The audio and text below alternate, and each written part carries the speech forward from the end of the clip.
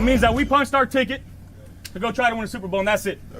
We got one game at a time, starting at 1 o'clock on Sunday. Love y'all, boys. Love you. Love you. I'll go to war with every single one of you, every freaking game, all right? Love you, 1-7. Here we go. 1, 2, 3, 1, 2, 3. Win.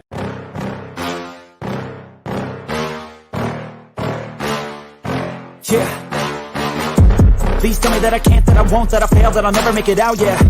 Please tell me all the bad, never good, fill my head full of every single doubt, yeah. Please say any negative thoughts, I pop off when I hear people say I cannot. I get off to the thought of proving everyone wrong, I won't stop to the top, so you better back off and get lost. I'ma stay loud, stay proud, never running out, never heading south. I'll be spreading out, call it word of mouth, can't put me down, I'll be getting loud. You can have your doubts, not what I'm about, have your fucking clout. It be raining now, I keep making sound, go another round, bitch I'm legend bound, can't stop me now.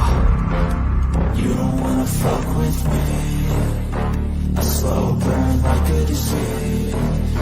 Just tell me that I can and I'll show you things that you couldn't believe. Just tell me that I can. Just tell me that I can. Just tell me that I can. Just tell me that I can. It's showtime. Welcome to the Mafia Sports Report. I am Tommy, to the highest degree to the TOP, from the 313. What is up, Bills Mafia? How you doing today? You know what today is? The Down Drought series every Sunday at 1 o'clock. Today is episode number 5, 2004 Buffalo Bills. Man, a season where it could have been special. It could have been special. It was a top 10 offense, a top 10 defense. Normally, that gets you into the playoffs, right? If you got a top 10 offense, a top 10 defense, you should be a 10-plus win team that season. Unfortunately for the Buffalo Bills this season, things got started off on a rocky start, right? 0-4, yikes. Then they go on a winning streak, and then they have an epic collapse last game of the season versus the Pittsburgh Steelers. We're going to get into all this in this episode. But, man, a season that could have been special, especially for a new head coach and Mike Mularkey. This is actually Drew Bledsoe's last year in Buffalo. We got some new faces arriving in Buffalo, Lee Evans. So let's get to this. Let's get to some of your comments before we actually dive into this. Ronnie, go Bills. Going Bills, go Bills, same thing. I'm with you. Awesome. Appreciate you. Bob, my graduating year was heartbreaking. It was, man, because we had it. And by the way, that final game that lost to Pittsburgh was against their second and third string players. In Buffalo, by the way, in Buffalo. And we blow it. We blow it. We win that game, we're in the playoffs. And we're not even talking about this drought, right? I mean, more than likely, we're probably not talking about it. So, yeah, just what a letdown. What a letdown. Weston, the Chiefs fan in the house. Bean Island, baby. That's right, man. Believe in Bean Island. You best believe it, man. I am obviously the president and the founder of Believe in Bean Island.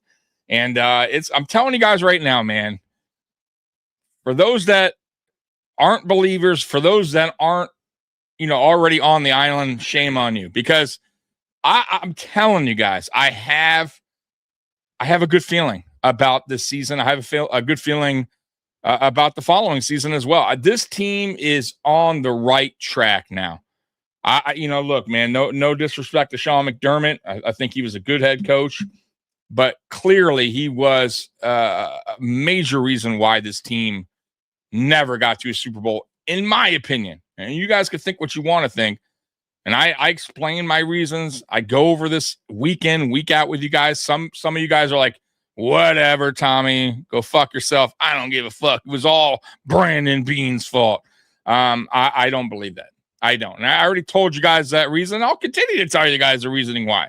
And it's funny too, when we talked about last night, and I know this is the drought series, we're going to get into it, but of course, Weston Brewster got me going with the Believe in Bean Island stuff. But when we talk about the cap and everyone wants to point the finger at Brandon Beane. And look, he is partially responsible. I'm not going to say he's not,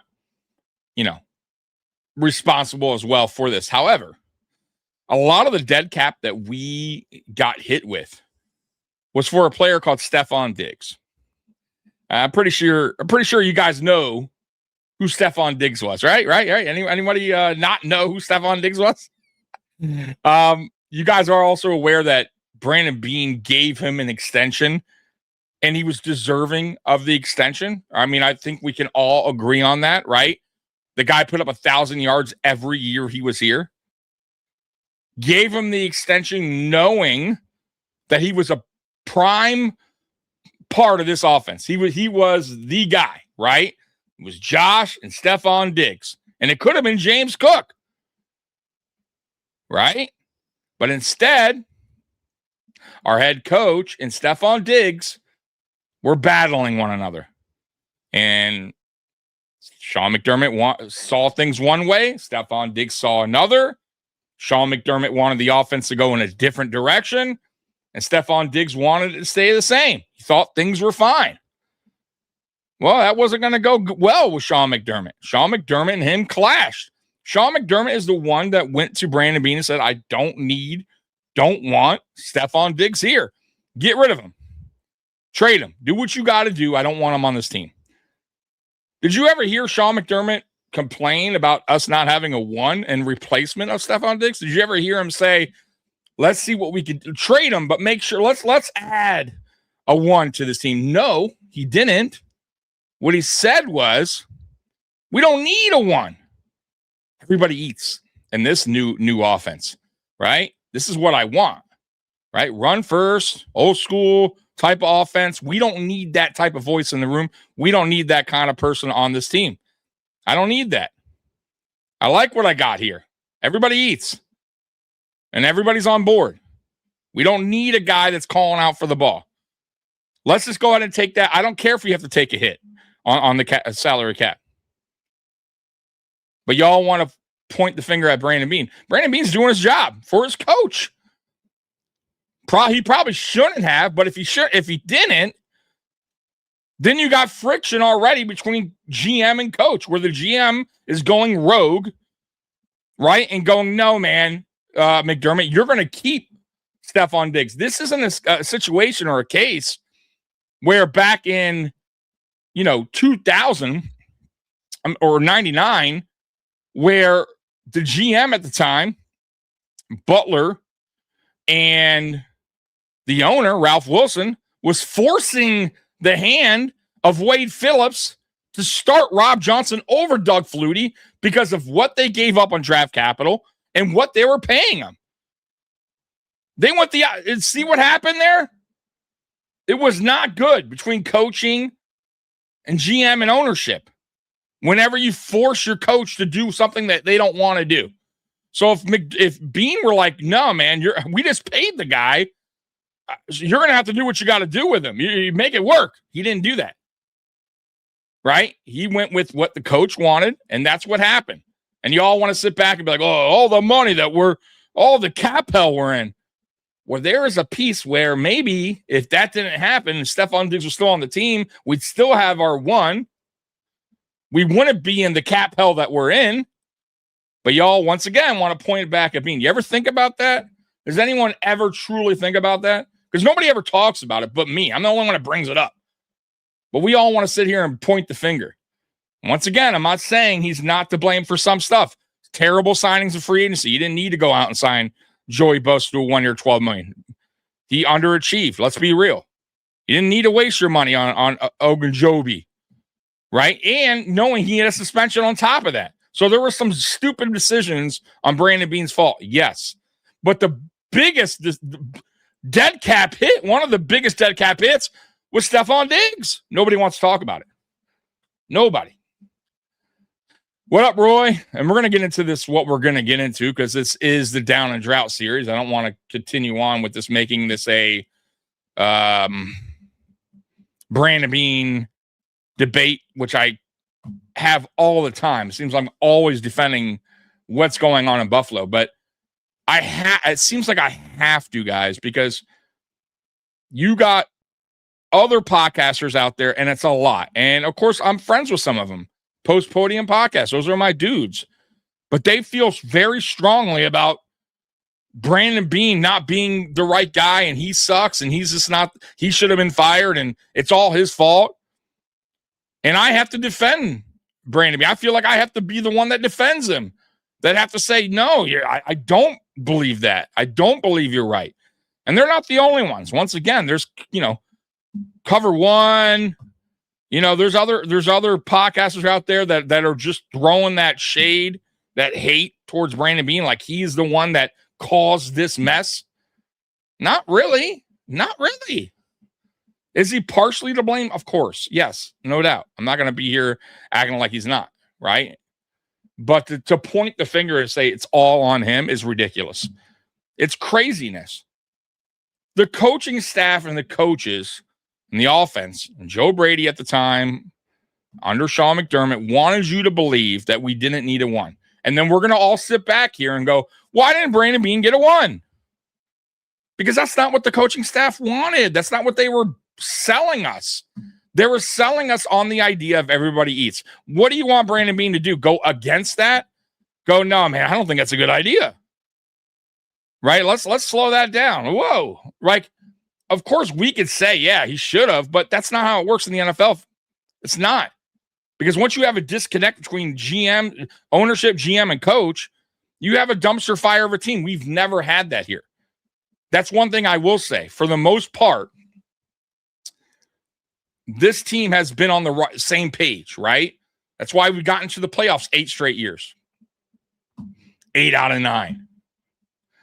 It's because the communication was good, even though maybe it wasn't the right decisions. But ultimately, at least it wasn't a tug of war between ownership, GM, and coaching, which ultimately it kind of worked, right?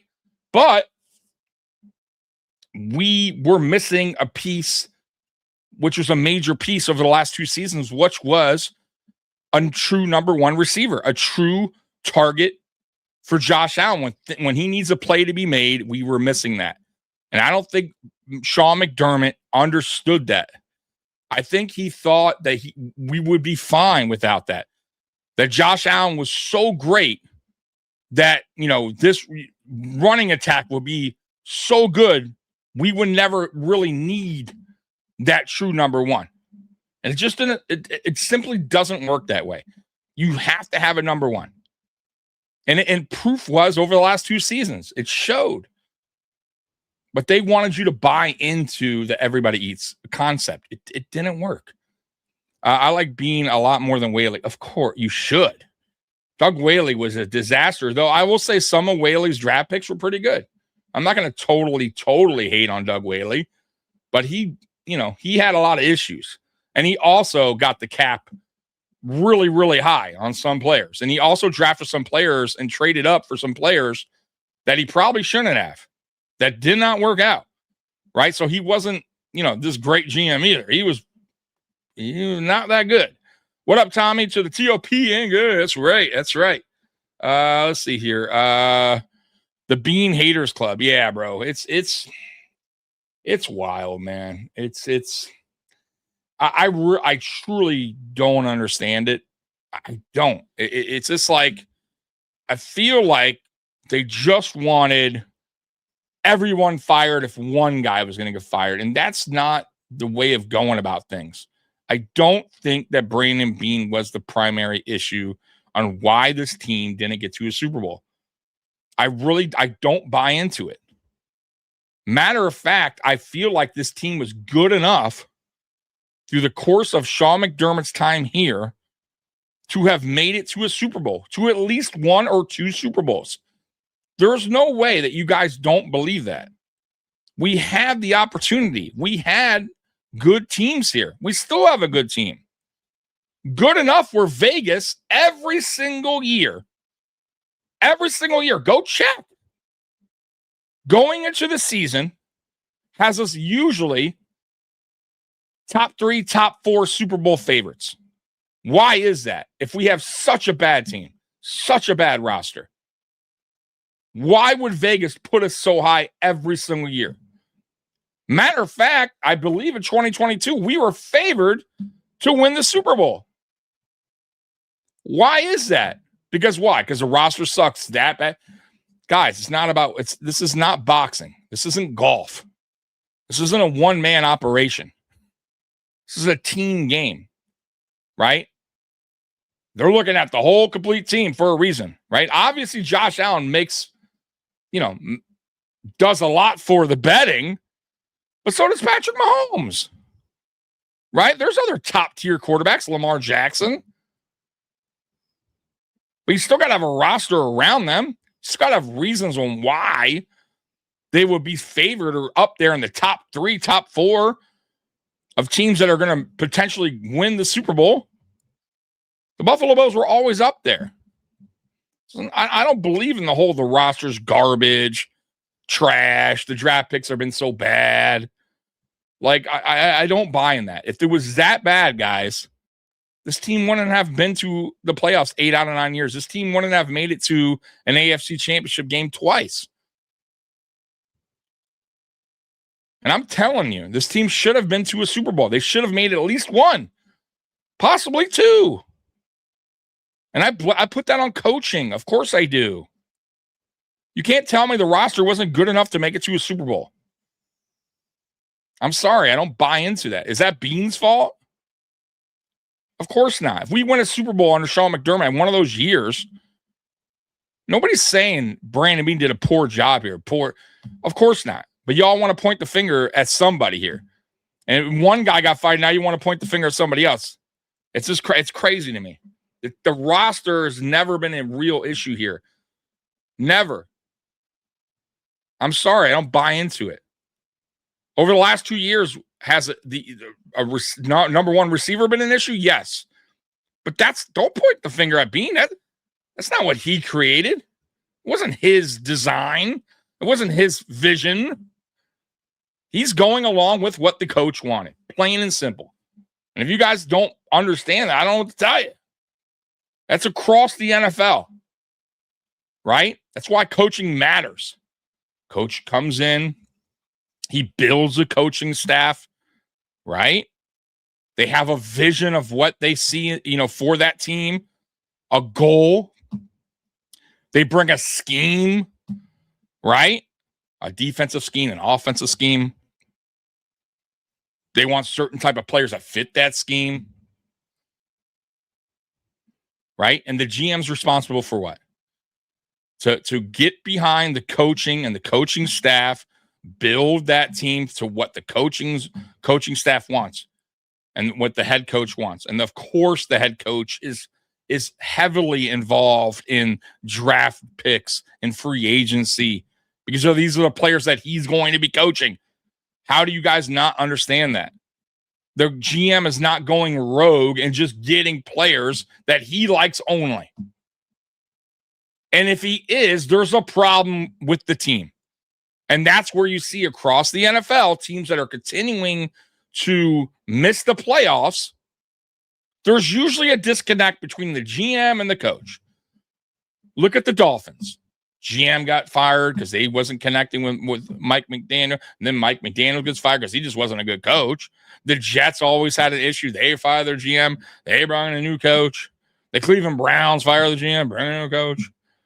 All these teams that are continuing to be bad is usually there's a disconnect. Usually that's what it is. And if the GM's sticking around, then usually it's a coaching issue. The owner sees that or believes that the GM's done or a good enough job or brung in the type of players that he wanted, and the coach just couldn't get it done. And I think that's the case here. I don't think the players were bad. I don't think the draft picks were that bad. I think the coaching was bad. I think the player development was bad. Nobody wants to talk about it. Nobody. Player development is major. It's a big deal for draft picks, for guys coming out of college. It's a huge deal. And when you got shitty coaching, when you got guys like Bobby Johnson, offensive line coach, who can't develop an offensive lineman for shit, then of course you're going to have a bad offensive line, which we had for years. And then we got Aaron Cromer, and oh my, whoa, wow, what? Now we're one of the better offensive line? How did that happen? Let me think. Well, we got a really good offensive line coach here that knows how to, do player development, understands how to make the offensive line better, understands strengths and weaknesses. Come on, man. We had a good wide receiver coach here in Chad Hall. He hated McDermott so much, he went up into the left for Jacksonville for the same job. Players loved that dude so much, they bought him a truck. McDermott hated that. Look at our receiving group back then compared to now. Everything has changed under McDermott after Dable left. He cut the offense down. He didn't want that offense. That's not what he had envisioned. But you guys want to make it, or not you in particular, but a lot of fans out there that are just crushing Bean on the daily want to act like that was his job, that he's the one that wanted this type of offense, that he's the one that want to sell you or sold you on everybody eats. No, folks, that's not what happened. And that's why I wanted McDermott gone. Because he was a defensive-minded head coach who had a vision for both the defense and offense, who knew nothing about offense, who stuck his hand in the cookie jar on offense, who ruined the offense. Let's be real. Everything that being built up to that point when he was surrounding Josh Allen with talent went out the fucking door. Let's be real. Y'all act like, Bean never tried to build around Josh Allen in the offense. He never tried to make the offense better. That's a lie. That's a lie. He traded for Stephon Diggs immediately. Pretty much 2020. Matter of fact, in 2018, which was the Josh Allen rookie year, which everybody knows it was the start of the rebuild, was the official start. I expected a losing season. I expected things to happen, like getting back, getting good in the cap again, getting rid of some players, right? And then I expected in 2019 for them to start building around their young quarterback in Josh Allen. What do? What did they do? Did Brandon Beane say, fuck that? No. You know what? Screw Josh Allen. No, he didn't. He went out and got Cole Beasley, John Brown right away. Right? And in 2020, what did he go? What did he do? He traded our first round pick for who? Stephon Diggs. Right away. Right away in 2 years. And then what do you do in 2021? Emmanuel Sanders. Guys, go back and look at the stats. Go back and look at that offense. It was clicking. They were scoring a lot of points. We got to the AFC Championship game in 2020. We should have won the game in 2021. 13 seconds. And then what happens? Dable leaves. Oh, things are changing. Ken Dorsey comes in and applies the same type of system or implements the same type of offense that Dable ran. And it actually was not bad. Go back and look. We were a top 5 offense when Ken Dorsey got fired. We had a couple game stretch, and I'm not saying Ken Dorsey was a great offense coordinator, but it wasn't as bad as you may think. And once Ken Dorsey gets fired and Joe Brady takes over, I am telling you that's when things changed. 1,000%, because I know that Sean McDermott did not want that style of play. And he pretty much told Joe Brady, this is how we're going to run it. If you're going to be OC moving forward, this is how I want the offense ran. And Stephon Diggs isn't going to be a part of it. And he wasn't. He wasn't.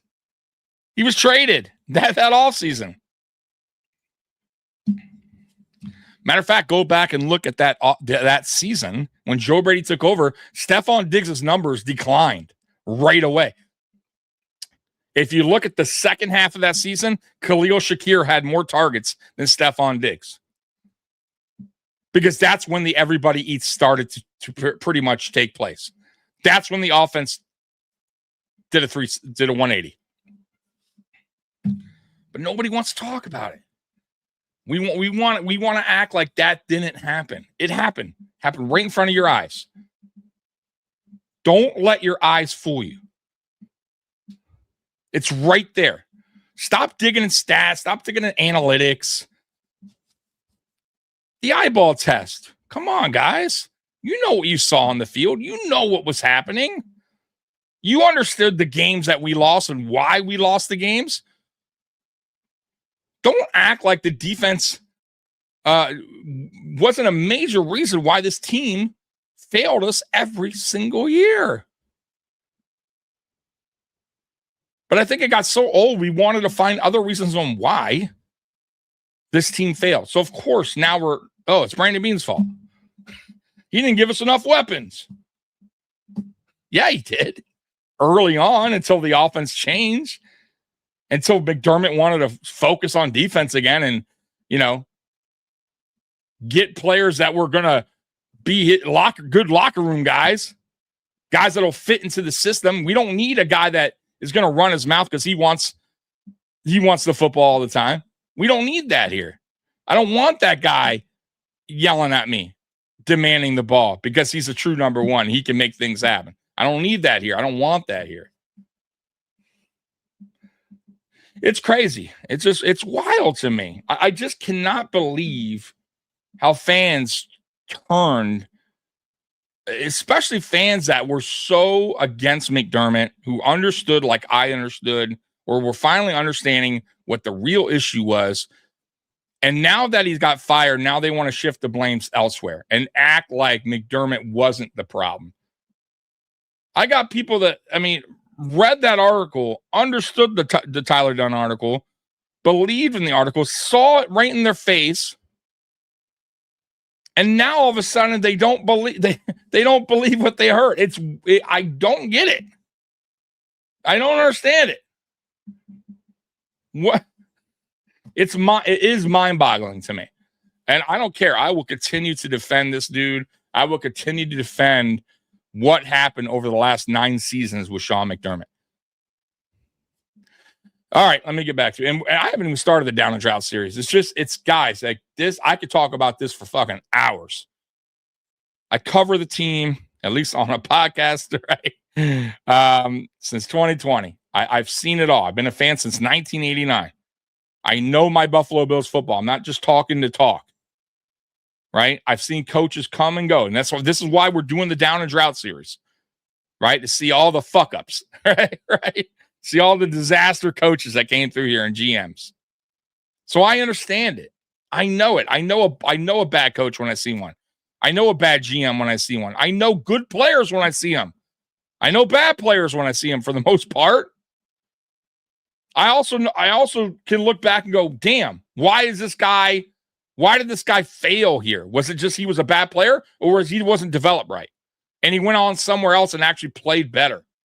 It's happened here, folks. It's happened here. But we don't want to see that. We don't want to recognize that. It's just been all bad. It's been all bad. It's wild to me. Bills Mafia hit me. Since the fire of McDermott, I do like the moves they're made so far. I would like to see a little more aggression going out and getting players. I get it. However, kind of like how I said in the beginning, they are in a cap situation, right? And of course, when I mention that, the first thing you're going to hear is, Brandon Beane created that cap. He's the one that put us in the... Look, I'm not saying he's not partially to blame, but the biggest chunks out of that cap was Stephon Diggs. It was a big chunk of dead cap. Was it him? Was it his fault that it didn't work out here? He gave him the extension, folks. He wanted Stephon Diggs here. He's the one that made the trade for him. The guy that made the trade initially to get a guy here that you all wanted, that I wanted, to help Josh Allen out, he made it happen. And he also paid him. And then gave him an extension. But when your coach comes to you and says, get rid of the guy, he's not going to work on my team. I don't want him here. He's a problem. The GM is not going to go against a coach's wishes. And he shouldn't, even if it's a bad decision. Because you cannot have that chain broken from GM to coach, right? From ownership to GM to coach. You can't have that link broken. Once it's broken, your team is fucked. So, of course, Brandon Beane made the ultimate decision of trading him, and we took that dead cap hit. But don't blame him for it. Blame the guy that's not here anymore. Also blame the guy that's not here anymore for not wanting a one, for believing that we didn't need that kind of player here. Because once again, he could have simply said to Brandon Beane, look, I don't want him here. He's a problem. He's a distraction. But we got to make sure we get a one in the draft, or let's try to trade him for, another receiver, whatever we got to do. If it's not this year, let's make sure it's that upcoming offseason that we make sure we have his replacement. Right? And I'm talking about a one, not a Keon Coleman where we draft down and get a round 2 receiver. I'm talking about if we're getting rid of this guy, we got to find a guy that's on his level. Did he say that? Did he do that? No, he didn't. I know he didn't, because he forced us on the whole everybody eats thing. That didn't come from Brandon Beane. You think Brandon Beane made up everybody eats? You think he is the one that came up with the idea? I got to make this work. Hey, McDermott, let's come up with everybody eats so I don't have to go out and get a replacement for Diggs. No, that's not what happened. And if you believe that, you're mistaken. I want you guys that to sink in. Really, let that sink in. Because it makes sense, and that's what happened. So by the way, pretty cool. I got my buddy, Dan Mitchell, coming on this Friday night at 8 p.m. So Dan Mitchell, who is a resident on Believe in Bean Island, we will be chopping it up on Friday Night Lights at 8 p.m. this coming up Friday. We'll be talking about, obviously, this whole situation here. We'll be talking about, the offseason moves, the free agent signings, and then obviously the upcoming draft. So Dan Mitchell, this Friday, 8 o'clock. First time I'm having him as a guest. He's been on the channel before. I had him on with Mafia Talk, but first time me and him are cutting it up on my channel. And then obviously you guys know I'll be back on his channel when the season starts back up on Monday. So he'll be here this Friday, and you get to hear from him and what his takes are on this whole McDermott, Beane, who's to blame, who should have been fired, all that stuff. You're going to hear from him and what he thinks about this whole situation. All right. Hey, Tommy, what's going on, Ronnie? I appreciate you here, man. I'm excited to see Jim and our new attack defense. Absolutely, Bob. The second I click the video, the first thing I hear is McDermott. Yeah. Big Papa Bill, and I didn't even mean to do that. I really didn't. You could thank Weston for that. This is supposed to be the Down Drought series, episode 5, 2004, and we're going to get into that. Just listen, if you've watched my channel long enough, you know I can get easily triggered into a totally different direction of what the show is supposed to be about. So what up, Trek, man? How you doing, brother? Every good team needs a Richie Incognito or two. Absolutely, man. Big Richie fan, by the way. Dan is a great guest. Yeah, Scott. Me and him, we work good together, man.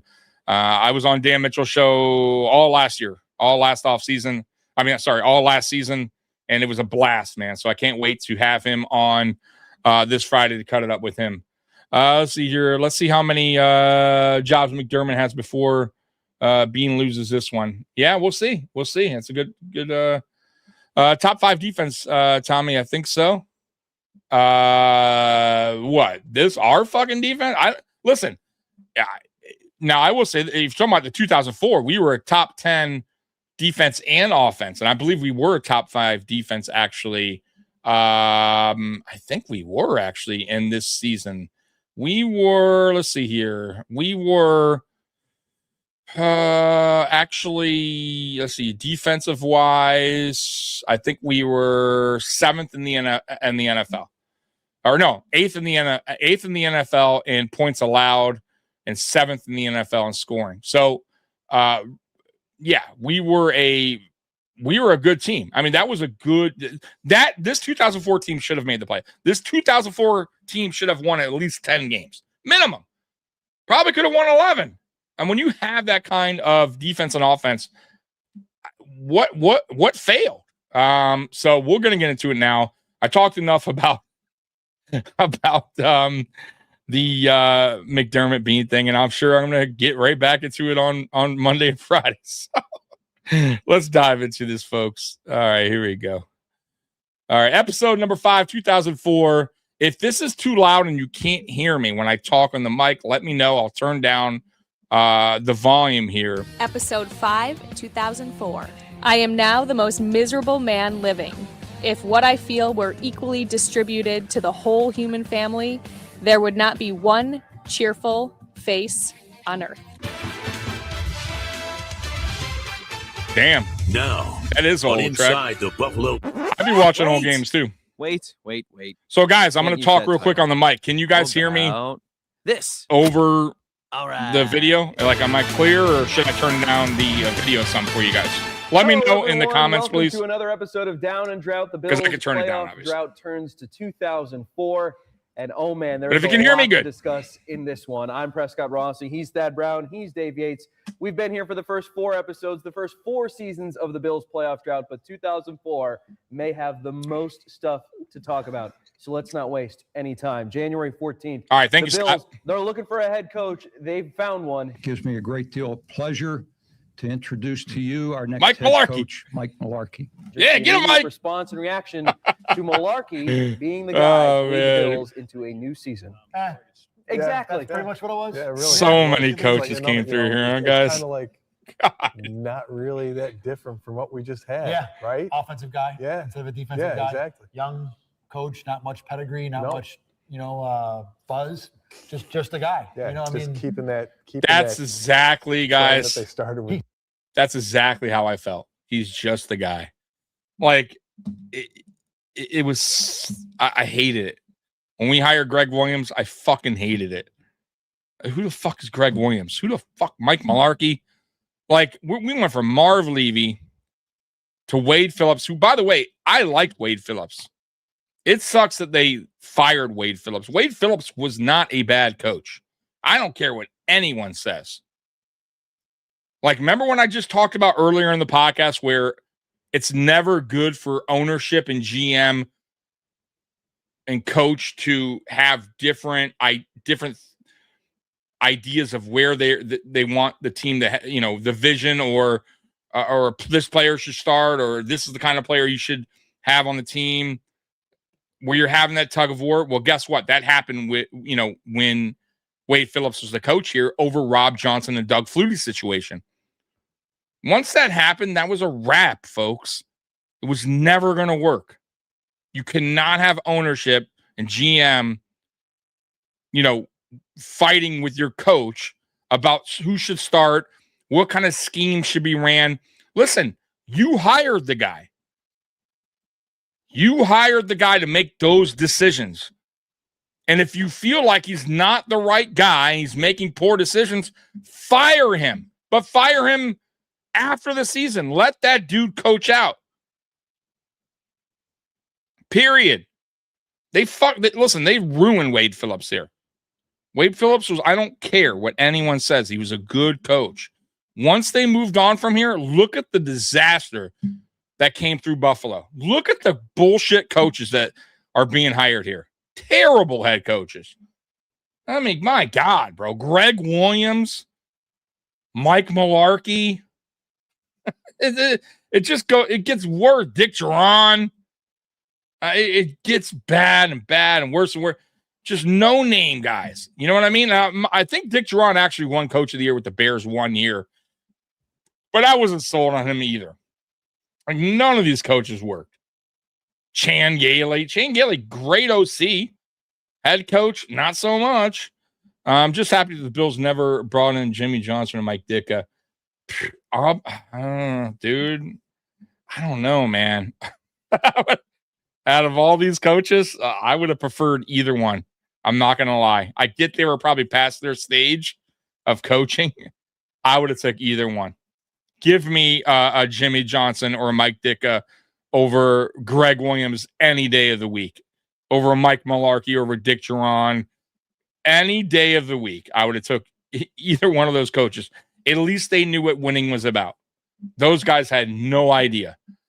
None. But anyways, let's get back to it. He played in the NFL. There you go. He had that going for him. He's a tight end for the Steelers. So, yeah. The guys the Bills were linked with for this job. Yeah, I agree, Mark. Absolutely. And it wasn't even Wade Phillips' not all that impressive. So job. I guess you could argue Doug Marone, kind of got the best of he a was bad okay, bunch. but what did he Lovie do? Smith, Charlie Weiss, He quit Ronald on us Goodell, right Jim away. Fossil, Jerry Gray, Right? Dick So Duran, which, fuck that guy. later, You know what I mean? And he still didn't get us to the playoffs. But Mularkey And he is the left and was guy. terrible Meanwhile, Greg Williams in Jacksonville. goes to DC. He becomes the highest paid. I think he did okay defensive one season, coordinator right? I think he had in the one league. decent season in Jacksonville.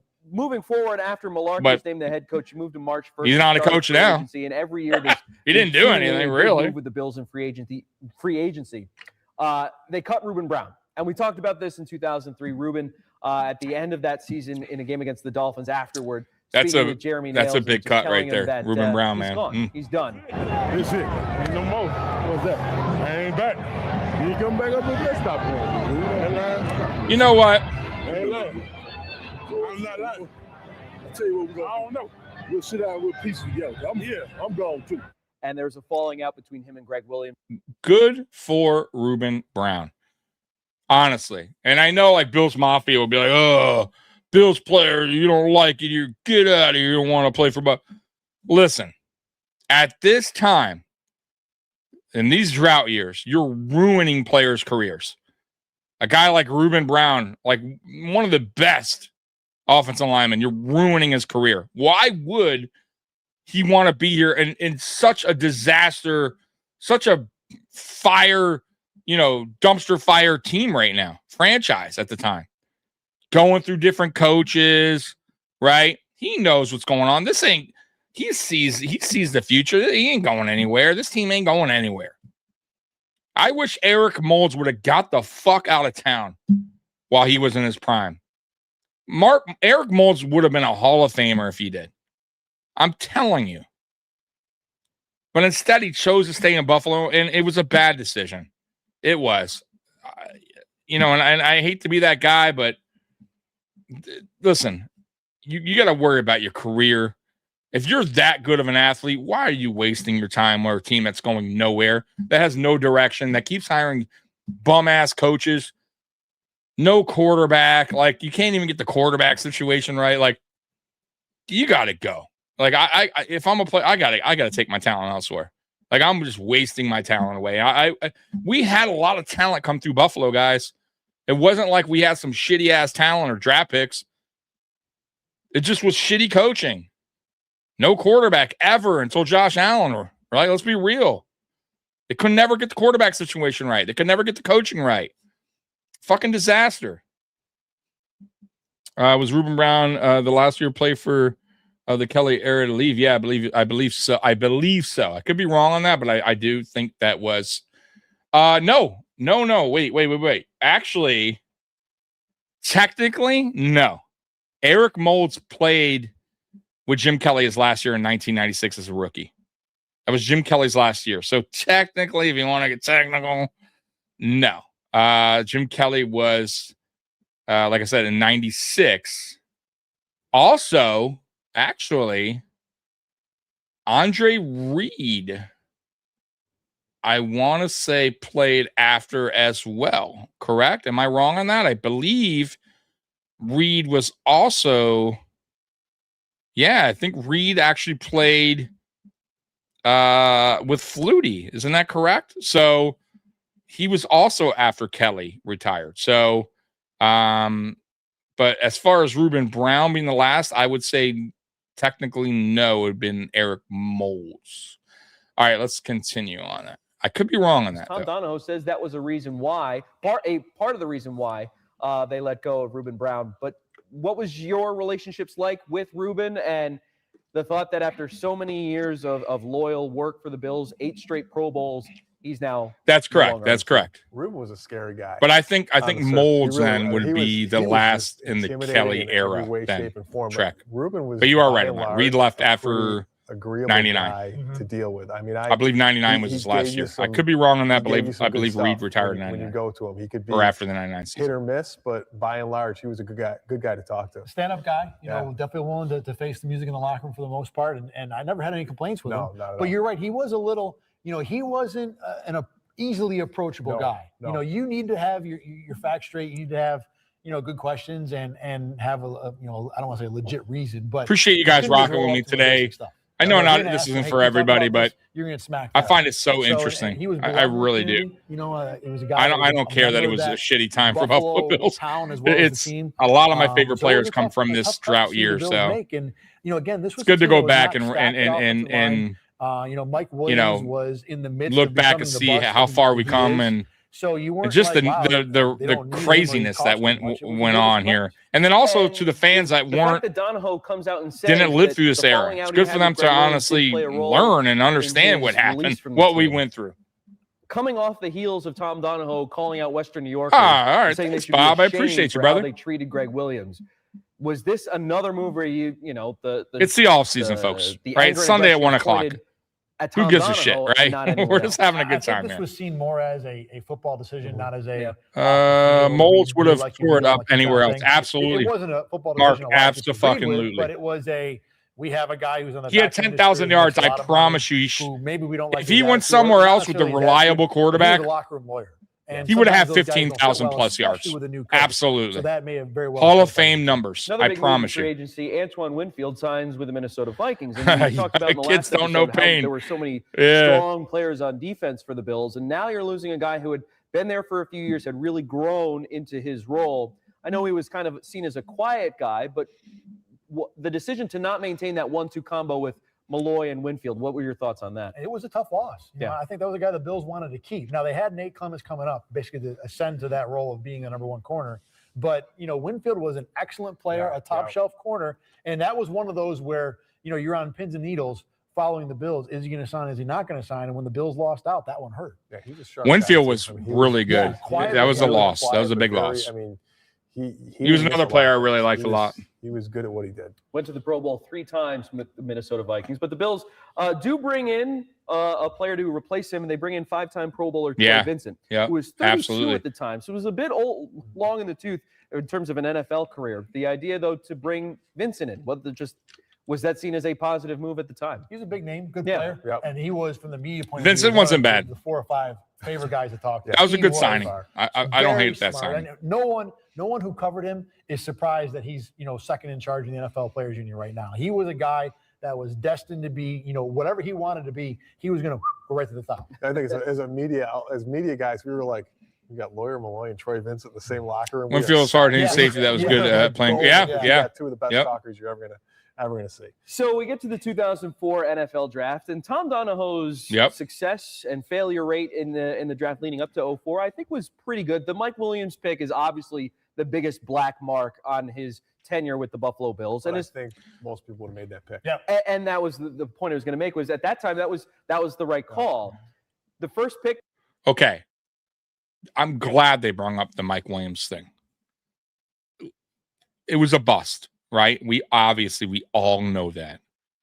But at the time, right, going into the draft, when we drafted him, nobody was saying the Bills reached. Nobody was saying that was a bad pick. Mike Williams was an absolute stud in college. That dude was a beast of an offensive lineman. Absolutely a great pick at the time. You cannot say it was. You can't say it wasn't. But this is how the draft works, folks. And this is why I find it funny where when we do these, like, going into these drafts or coming up to these drafts where we all want to act like there's these players that are going to just be excellent. We've seen them in college, and how can the Bills pass up on this guy? Or we're for so sure on these players, right? Now, of course, and I'm not saying it's wrong, but my point is, once you get in the NFL, these players, sometimes it just doesn't work that way. Sometimes things just don't work out that way for whatever reason, injury, or the game's too fast for them, or player development went wrong, whatever the case may be. But draft picks are never a for sure thing. It doesn't matter if you're in the top 5, top 10, right? Number 1 pick. You know, it's crazy to me that we just like, we're quick to like shit on draft picks before we even see him, that they should have drafted this guy. He's going to be the best. He's going to be better. And if we were to go back, and let's be real, we go back, like, even, let's say the last 3 years of drafting, I guarantee you, if you go through different podcasts and we were like, oh, they should have drafted this guy, or I wanted that player because he would have been, well, I really wonder if how many of these players that we were all screaming for actually went on and did great things in the NFL. I promise you, not a lot. I promise you. Right? Let's be real here. Like, so we don't know. None of these draft picks are for sure. None of them. I don't care where you're at in the draft. You have an idea of what they could become, but it happens, folks. It happens. You know, all you could do is hope that your scouting went right, everything went right, and then that whatever happens on the next level when they get into the NFL, that they blossom, right? They take it to the next level, right? Meaning coaching development, right? They work at their craft in the off season, right? Injuries don't happen. Like, a lot has to go right as well, man. There's been players that had the tools in the shed, but didn't know how to use them, right? Came out and just flopped for whatever reason. Exactly. You can lead a horse to water, can't make it drink. Exactly. Hopefully he matures and takes that next step. You talking about Keon? For me, look, man, it's funny too, because I wanted the Bills to draft Keon in the round, with actually the first pick there. They wound up trading down, still, were able to get him. I didn't think Keon was going to be an alpha one or a true one. I saw him as a player that could be used in this offense, that a player that Josh Allen could go to in the red zone, for the 50-50 ball, more physical, taller receiver. I saw some strengths in him that could be used, right? That's what I saw in Keon Coleman. But I never was like, oh, man, Keon Coleman's the answer. He's going to be the guy now. Like, I never thought that, but I thought it made sense to draft him because I wasn't crazy about the receivers there in that draft, especially where we were drafting. I just wasn't. And Worthy isn't that great, guys. Like, he's fast, but he hasn't put on a masterclass in the NFL. So I don't even think passing on him or, trading back with Kansas City was a big deal.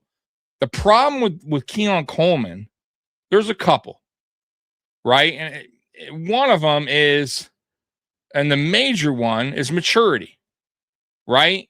Seemed like, when he came out and did the interview and people laughed and he was being goofy and, it's probably just in his nature or whatever, but that is him. And I feel like that immature goofiness, not taking things serious, it's affecting him. It's holding him back some in the NFL, right? How do you miss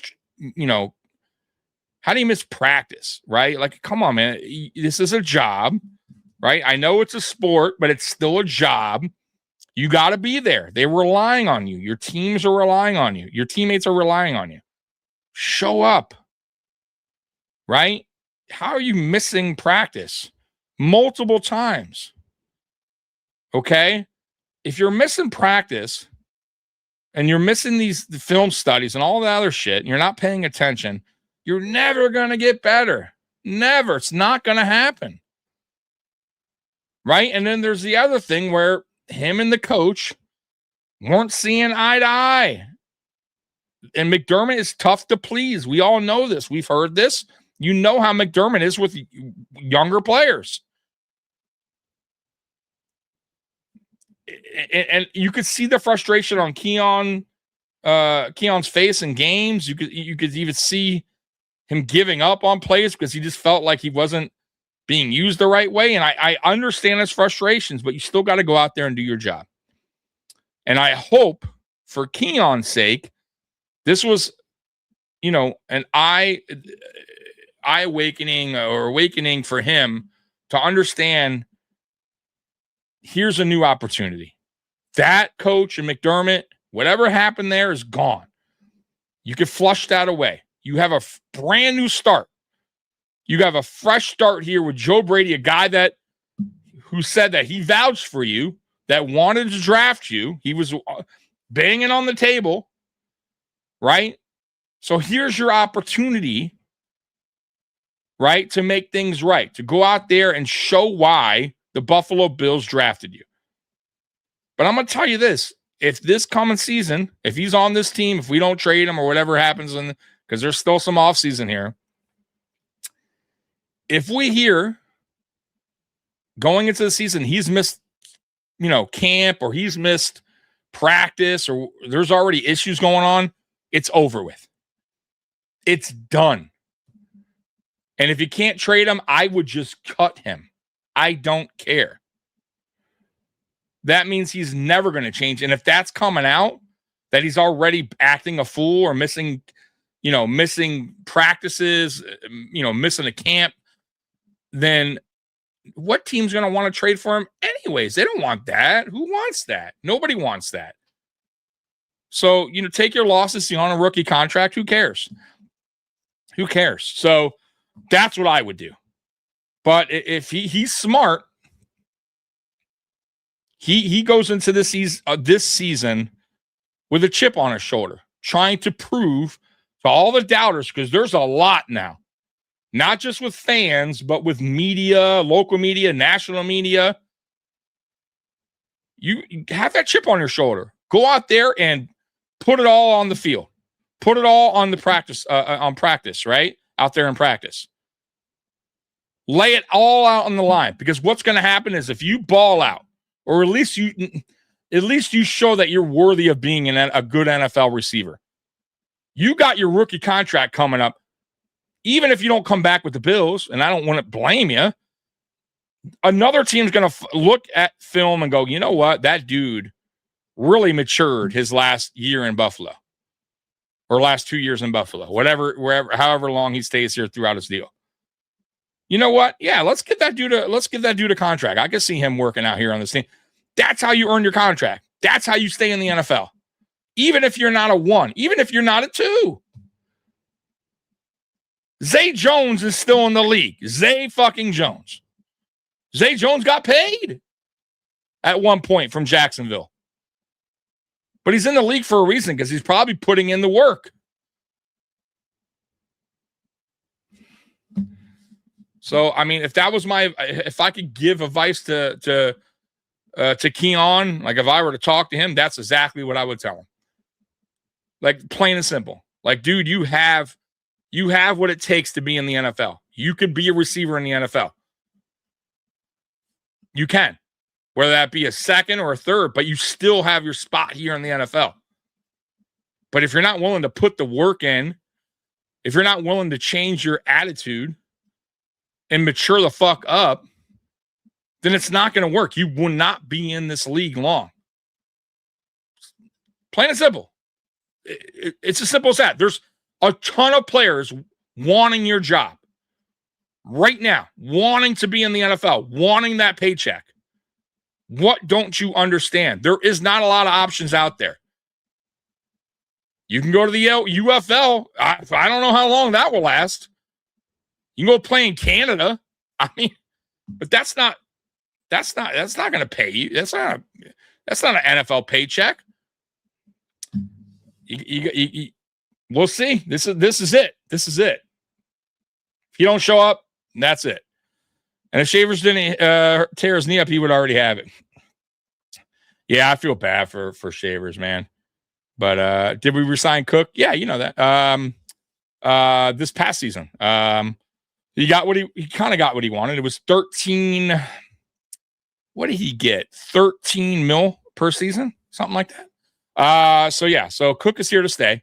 And I at first I was not big on paying a running. I'm never big on paying running backs in general.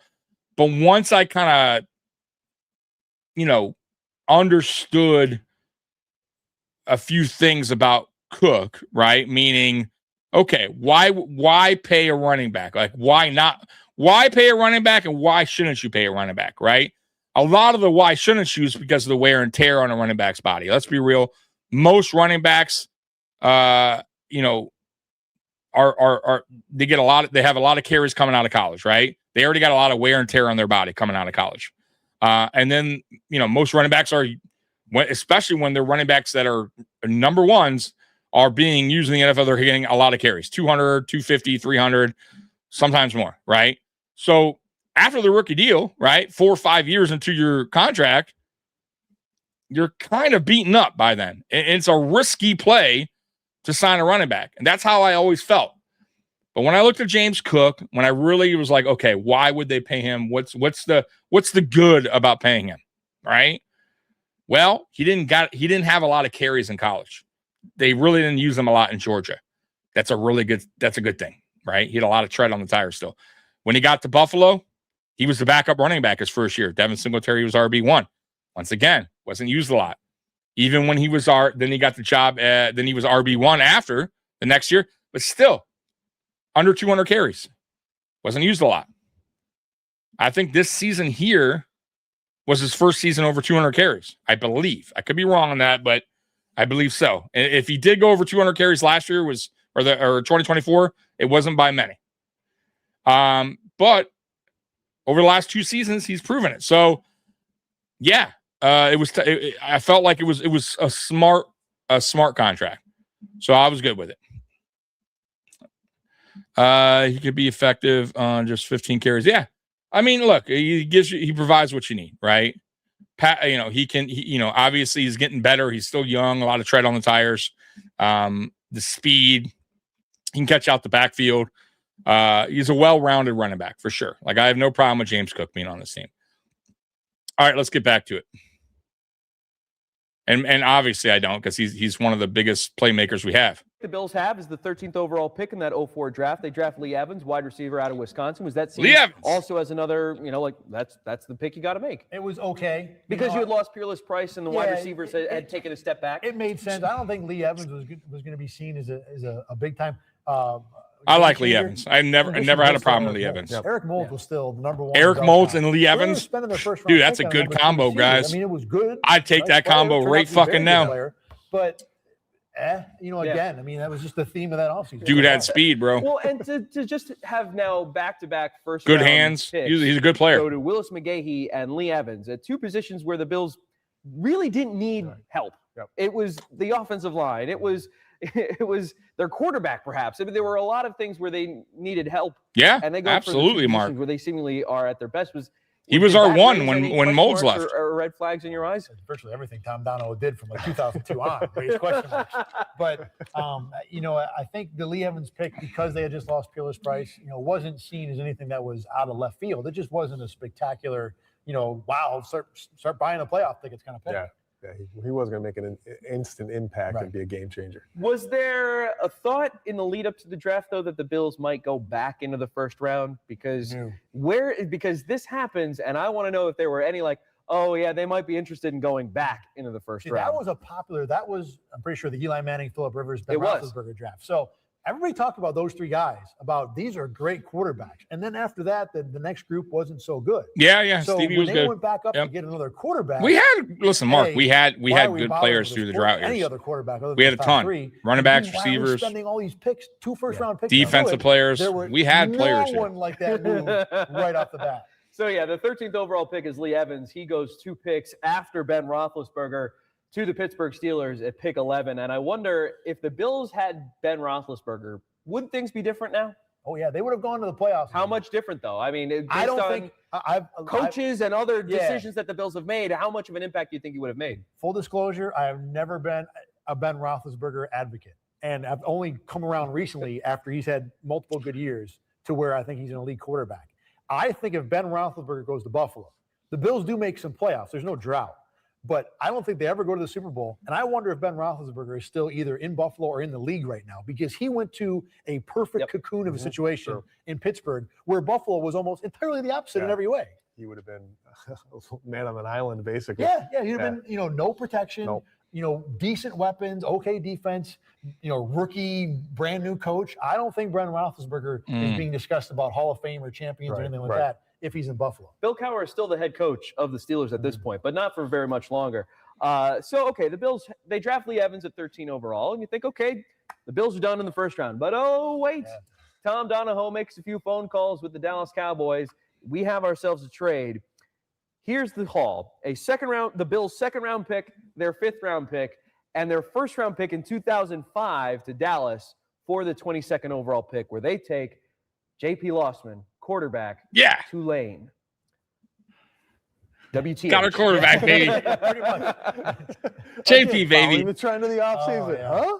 Yeah. This one, even watching him on film at Tulane, you wondered what the Bills saw. Yeah. For even just to spend any pick on him, let alone. Okay. So I have probably there's probably not a lot of people out there that will agree with me, but I didn't hate JP Lossman. I didn't hate the pick. He was a dual threat quarterback. He had a really good arm. He was mobile. The only thing I say about JP was he's one of those guys where he was too cocky, a little bit arrogant, and he just didn't put the work in. And when he got to Buffalo, he couldn't put it all together. But he had the tools to be a good quarterback. He really did. But maturity, just like when we were talking about Keon Coleman, it was kind of like JP Lossman, right? He just couldn't put it together, a little bit too cocky, and it just didn't work out. But I like JP Lossman. I liked him way more than I did on Trent Edwards. Way better than Trent Edwards. Him and Lee Evans had a good thing going, right? Trent Edwards and Lee Evans did not, right? Like Trent Edwards did not have the arm that JP Lossman did, right? He wasn't as mobile as JP Lossman was. Trent Edwards was more of a game manager, in my opinion, than JP Lossman. JP Lossman was, he was kind of Brett Favre-ish a little bit, but he was sloppy, real sloppy, and he just didn't put it all together. And that's how he failed in the NFL. Let's be real. That's how he failed in the NFL. But he wasn't a terrible quarterback. He couldn't put it all together. I actually have his jersey. I got a JP Lossman jersey in my closet. Like, that's how much I like the dude. Like, he wasn't a bad person either. He was just a California kid, bit cocky, and he just couldn't put it all together in the NFL. Outside of that, bro, I had never had a problem with JP Lossman. You know what I mean? I didn't have a problem with the pick. The Bills traded up to get, and we're hoping that Lossman would be the guy of the future when Drew Bledsoe left. Like, I get it. Like, I really did. Because if Lossman would have put it all together, right, it could have been a great thing here in Buffalo. It would have been a great trade. Would have been a great draft pick. But unfortunately, it just didn't work that way. And guys, go back in the history of the NFL. That happens a lot. It's a lot of quarterbacks taken where they have the potential. They just can't put it all together for whatever reason or not. And he was one of them. But I disagree with this guy's take and him saying that he just didn't see it in college. He didn't see anything great out of Lossman. Lossman was very good in college. He showed that, that he could be a potentially good quarterback in the NFL. And once again, you have the mobility, you have the arm. He had a lot of strengths to his game. Just couldn't put it all together. I mean, that's how I see it. Now, I get it. Some of the fans are going to be like, oh, guys, that guy was terrible, and he made so many mistakes. And he did. He made a lot of mistakes, a ton. And he just, I won't disagree with that. All right. Hand up here. I wanted Josh Rosen, not Josh Allen. Boy, I'm glad I'm not the GM. Yeah. I wanted Josh Allen from the get. Like, I was sold on Josh Allen. Ryan Leaf, great example, Mark. Thank you. But yeah, I was sold on Josh Allen from the jump. I saw that he had a lot of tools in the shed once again, but a guy that needed to put the work in, right? He needed to put the work in. He needed to be, to work on his craft. He needed to go above and beyond to be what he is today. And if you really look at Josh Allen's path, right, of where he is now and where he started, where he is now, it's really, bro, it's all on him. Like, and of course he had help along the way. I'm not saying that the help he didn't have along the way. There's a lot of guys that I feel like, should be credited for that, obviously. Palmer, Dable, Dorsey. I felt like Dorsey was a great addition to Josh's development. But Allen took that time in the offseason where he could have been bullshitting around, partying, doing commercials, whatever the fuck, right? But he wasn't. He was out there with Palmer working. He was out there with, receivers for the Bills working, getting chemistry down. Then he saw a specialist and changed his throwing motion, which was wrong in college, which nobody corrected, right? So he did all that. He made sure to put the work in. Not every player does that. That's what makes Josh so special, right? If he doesn't put that work in, we probably don't see the Josh Allen today. Who knows if Josh Allen's even in the league? I'll be honest with you, or he's probably a backup by now if he doesn't put the work in. But he did. Not every player's willing to do that. And you see it right there. Like, Lossman was not that kind of guy. The one thing that has always gotten me through me about the drought era is that we never had the first or second pick. No, never. We weren't. Right, we were never like a 2-win team, 3-win team. I feel like guys like Drew Brees and Jeff Garcia were underestimated and really put in work, like Baker. Yeah, absolutely. I'm with you, 100%. Like, there are certain guys that put that work in. What's his name? The guy that was bagging groceries for a little bit. The one with the Rams. I can't believe I'm not forgetting his name. Hall of Fame quarterback. You guys can tell me his name. I can't believe I'm having a brain fart here, but he put the work in, right? When teams didn't want him and he got cut. He wasn't even in the NFL, right? And he wound up, Kurt Warner. Thank you, Kurt Warner. And wound up getting an opportunity and making the best out of it, right? And then continuing to work on his craft, right? And get better and better and better and better. Like, this is what you got to do. This is what you got to do to make it in the NFL. You have to, in any position, by the way, not just quarterback. So, there's some players that are willing to do it, and some players that strictly want to rely on their talent. You know what I mean? Doug Flutie, yep. Doug Flutie, absolutely. A quarterback that was undersized, but put the work in and understood what his strengths are and knew how to use them. And man, Doug Flutie, I love Doug Flutie. Great quarterback, man. Really, really great. What up, Tommy? I'm having a blast on Bean Island. Yeah, Sylvester, you know what's up, brother. All right, let's get back to it. Trading an extra first rounder and a 2 and a 5, everyone shook their heads. I don't know if they're trying to catch Flutie in the bottle again. I don't know. No, Rob Johnson was not. I disagree, Track. Learned their lesson from Rob Johnson was not as mobile. Quarterback. I'm not saying he was pure pocket, but worth everything. He also didn't have a bigger arm than Lossman. Lossman had a cannon for an arm. A guy you know nothing about because he was a little bit more mobile. USA. Rob Johnson was in the MAC. It wasn't like he was playing in the Big East. I didn't like his style of play. I really. Really? Nothing did it for me There with was Rob. no defending that choice. There was no reason to look at JP Lossman and think this guy is worth basing the future of your franchise on.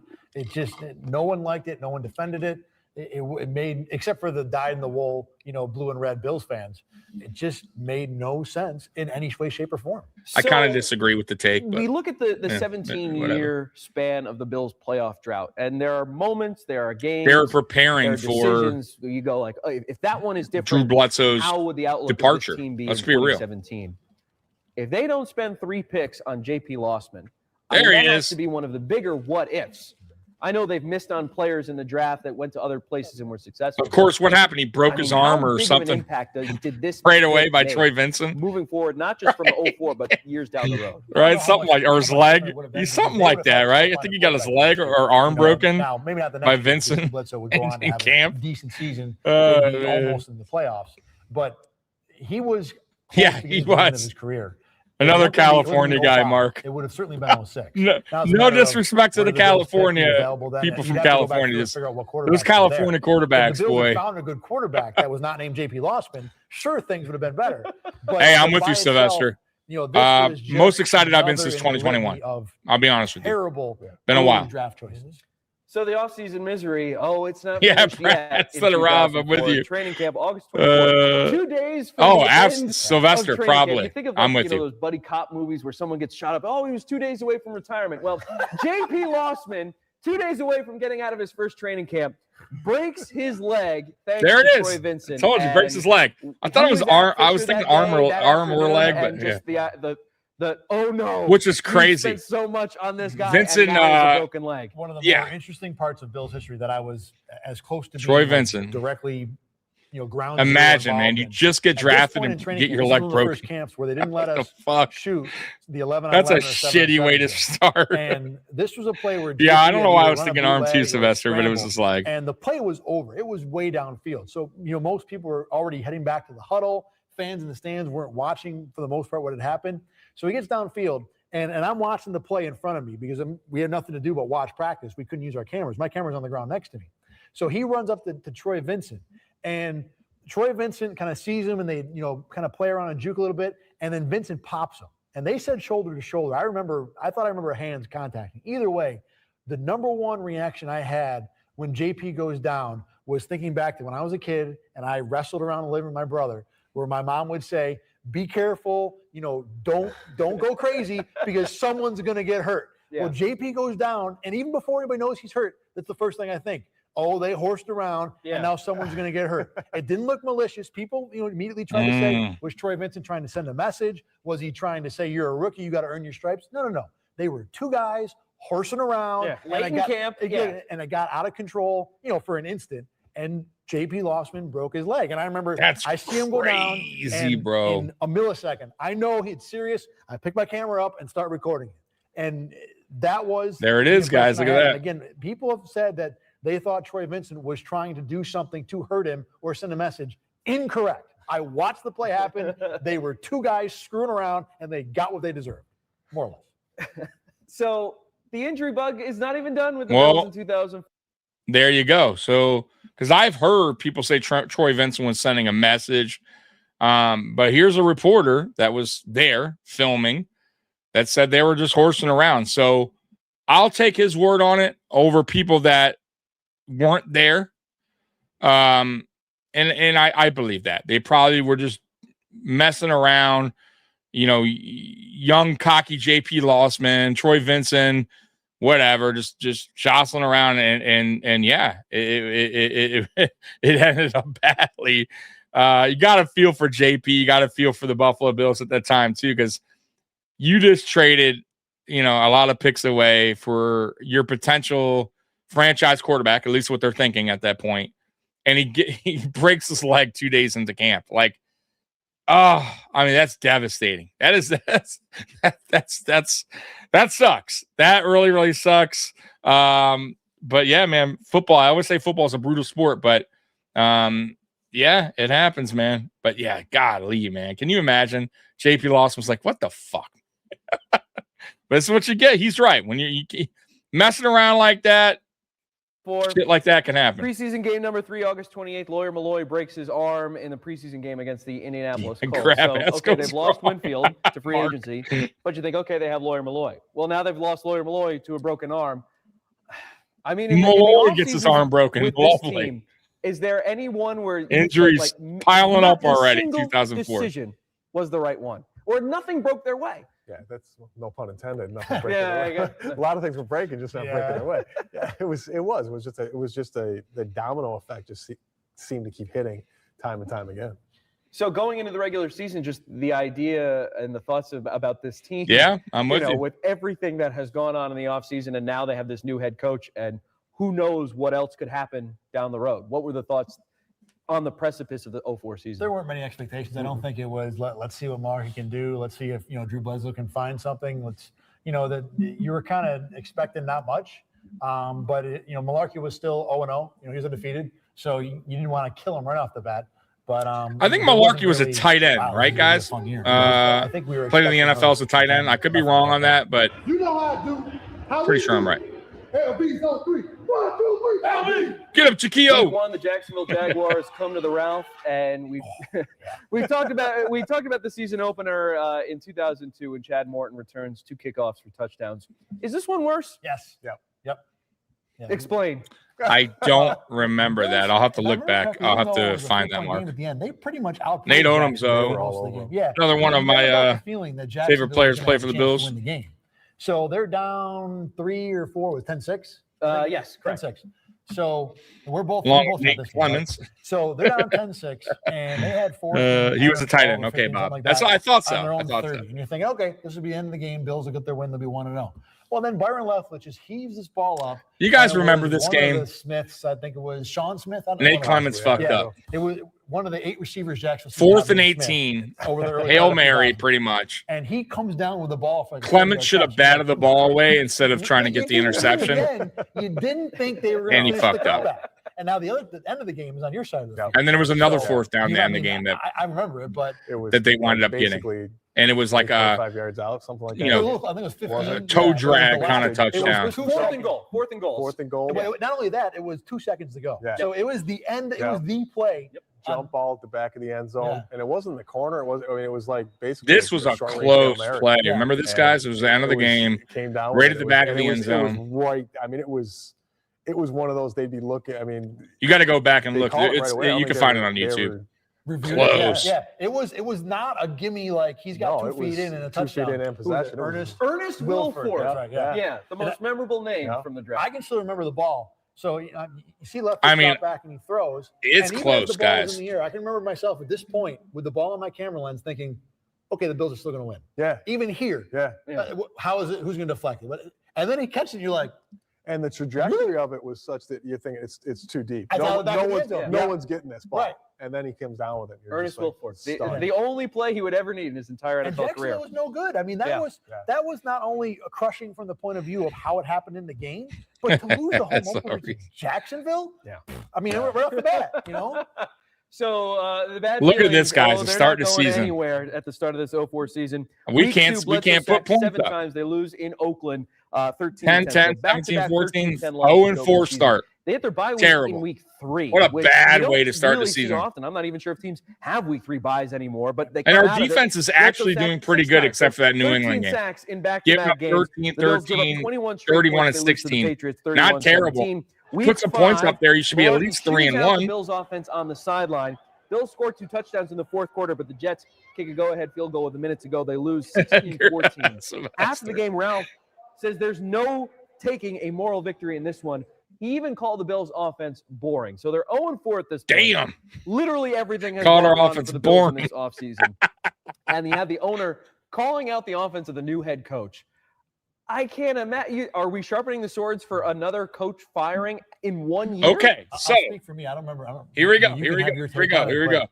This is good. This is good. This is what I'm talking about, guys. About earlier. Remember about ownership, GM, and coaching, right? That there has to be a connection there. The chain can't be broken, right? I get it. Bad start, 0-4, offense not doing good, but you got your owner already coming out complaining about the offense, putting your putting it out there, right? Already chiming in to what the coach is doing. It's already broken. You're already, it's that link, that chain, it's a pretty much broken, right? It's the start of it breaking. Let's be real. You can't have that. For me, I get it. You don't like it. Fire his ass midway through the season or after the season and move on. I'm with that. I'm okay with that. But to chime in, make changes, to tell your coach to do it this way or that way, you should play this quarterback, you should play that guy, you should bench this guy, then why'd you hire him? Right? There's already a break early on here, right? Already a break. This is what I mean about dumpster fire teams. It happens all across the NFL, guys. Ownership, GM, coach, they're all playing this tug of war game. It's never going to go good. Right? And if you don't believe in your coach, you don't believe in your GM, fire them. Start again, but don't chime in. Don't force their hand. Right? You believed in their vision, or else you wouldn't have hired them. When you sit down that coach and you do the hiring, right? And you say, what's your vision? What's your scheme? What's your outlook for this team? What's your window of going to a Super Bowl? Like your realistic window. What's your timeline here? Like these are all questions that are being asked for a coaching hire, right? And I'm sure there's more, and if you're so sold on him and you hired him, because clearly you hired him, you must like what he said, you got to let him complete his job. And I get it. If he's not, then fire him. Don't chime in. Don't force his hand. And that's where things get rocky. This is it. This is why there's a drought in Buffalo at this time. This is one of the reasons, at least, in my opinion. Got a hit in the back, so it's kind of compressed my spinal cord. What caused a temporary... Wait a minute. What's going on here? During the second quarter, September 24th, 1989 game in Houston. Am I missing something? Are you talking about your back? I don't... Oh, okay. I'm like, you? Damn, Mark. Yeah, it sucks. So... about me, nothing to do with that, but some people know this story, some people don't. But when I was younger, I played soccer for many years. It's funny because I think a lot of us, like growing up, our first sport was soccer, like team activity. Your parents always wanted you to play soccer. It's like, I don't know why that is, but I enjoyed it. I actually did, right? It's the first sport I ever played, and I got better and better and better through the years. But I started early on in elementary, and one game I'm playing, I was midfield, and I did slide and tackle, and I couldn't get up. I had no movement. The only movement I had was my upper body. I had moving my arms, and I can move like a little bit like this, but I couldn't get up. Like, I don't know what it was. I was like paralyzed. Like I could not get up. So I had very little movement in my arms, but I couldn't get up. Actually, no, I take that back. I'm moving my arms, but I couldn't move my body. Right. So I could move my arms, but I couldn't move anything else. So my coach is yelling at me to get up. And I'm like, I started crying because I couldn't get up. And they stopped the game. And coaches came out. Well, my mom obviously was there, and there was no movement. So they got me. They coaches picked me up and put me into my mom's car, and my mom rushed me to the hospital. And right when I got to the hospital, I started getting some movement back. And when they got me there, basically what happened was my spinal cord like swelled up, and it leaves you with temporary you're temporarily paralyzed, basically. So I was temporarily paralyzed because I part of my spinal cord, like there was an area there he swells up. I forget what it's called, the technical term. But you eventually start to have movement again, right? The swelling goes down, and come to find out, so they get X-rayed. I have an issue with my spinal cord. I like on the very bottom. I forget what it's called, but there's a it doesn't connect, right? There's a part that doesn't connect on the bottom part of your back. So I was really skinny too, and that was the other problem. So throughout, elementary, middle school, I grew when I got in elementary, I was like fourth grade, fifth grade. I was already 6 foot. I grew tall quickly. I'm 6'2", by the way, but I had a quick growth spurt, right? So I was really tall in elementary and middle school. I think by the time I got in middle school, I was like 6'1". I was like one of the taller kids in class. Like people thought I was going to be like 6'5", 6'6", right? But I just stopped at some point. But anyways, I was skinny. I was like 150 pounds, 6 foot, 6'1", like 150. I was extremely skinny. So what happened was, I guess when I did that, because you're still sliding, you're still falling on your back or whatever. I think because I was so skinny and my neck, my whole spine would kind of pop out of my back and my neck. I guess that, it triggered something. I don't know. But long story short, went to the chiropractor. I had to do a year of rehab or going to chiropractor. And they put me on steroids because I had to get, if I wanted to continue to play sports, I had to get fat on my back to prevent when I fell and, whatever, went to the ground or fell on my back, I'd have some kind of cushion to prevent that from happening again. So, yeah. So I know the feeling, long story short, of being momentarily paralyzed. And it sucked because I wanted to play football and I couldn't. They did not recommend that, obviously, moving forward. But I did play basketball, and I was really, really, really, really good. Until I broke my ankle, and that ended any kind of dream I had of doing anything basketball related. But that's my history of my sports, guys. I know you're like, who cares? Move on to the fucking Down Drought. Anyways, let's get back because of the way the end of that season went. I didn't remember until I researched that they were 0-4. I mean, I knew they didn't start out well, but 0-4. Oh, shit. That sucks, it's Mark. Like the first 7 games. Well, luckily, she was okay after that. Lost in your memory because of everything that went right and then disastrously wrong at the end. So, and I don't remember any of that. I will say that when it came to Ralph at that point, he was in the locker room fairly often, but often enough to where when you were covering the team and you wanted to do interviews, you had to be like, always keep one eye on where Ralph was. Is he going to talk?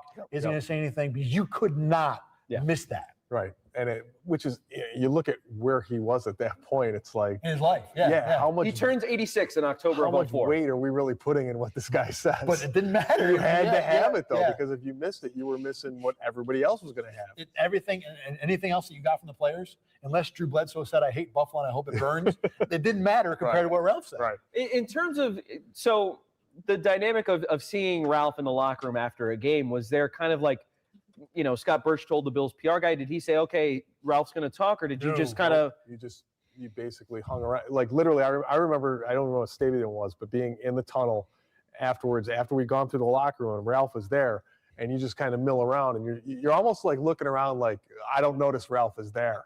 And you're looking, and then you're just pretending that and then all of a sudden it's like a newspaper guy that knows him will start talking to him conversationally. And then all of a sudden, you see the notebook open, and it's an interview. Boom! It was just the swarm. Yeah. And you just literally like kind of like, oh no, pretend we're not here. It got to the point where he talked. I think 3:04. He talked so much that anyone started asking him, Ralph, can we get a comment? And we'd get turned down sometimes. But either way, that was priority A1 in the locker room, was whatever Ralph Wilson had to say. So week 6, the Bills are 0-4 at this point going into this game, but they have Willis McGahee now healthy. Was there a lot of clamor at this point? All right, let's get McGahee some starts, or let's at least see more from him to maybe see if this first-round pick is worth, obviously, that huge pick. You had to, because of what they had invested in the year before. I mean, they basically scrapped 1 year of a first-round pick to get Willis McGahee. nothing else was working. They were 0-4. Right. You know, so of course, you know, it's like the backup quarterback syndrome. When the starter's not doing well, the backup quarterback's the greatest player in the history of football. It kind of worked that way with Willis McGahee. People wanted to see, you know, what he could do. And Travis Henry has an injured foot at this time, so McGahee gets the first start of his NFL career. Here you go for Willis. And hey, things go well for the And Buffalo Willis Bills. McGahee 111 yards. The Bills win 20-13 had a good season. over Miami. The rivalry I feel bad for game, Travis, there's so but much talk about this the is Bills the and NFL, Dolphins so how it rivalry works. over the years. So okay, first take, I guess, to Willis McGahee coming in as a starter and having a big impact. I think you saw that he could be something special. We got ourselves a first super chat. You know what super chats do. Super chats gives you the Bills train horn. Let's go ahead and hit that.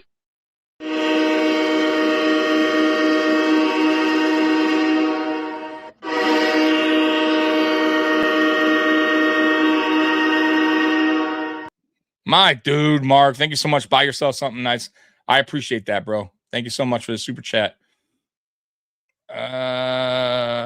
Train horn. Woo woo. Bob. That's right. That's right. You're going to be hearing plenty of that this season. Maybe it was, you know, maybe this was a spark this team needs. Maybe there is something good to come out of this season and this team. Week 7, the Bills go to Baltimore. All right, here we Deion go. Sanders. We're getting It's some wins amazing how here. The Bills seem to be at the wrong place at the wrong time when guys have these remarkable Deion games. Sanders. Will Ford. Well, Remember the that other when he went to unexpected, Baltimore? Deion Sanders, Hall of Famer, has 2 picks. The final pick 6 of his career as the Ravens go on to win 20-6 over the Bills. And you have to be thinking, really? Deion Sanders?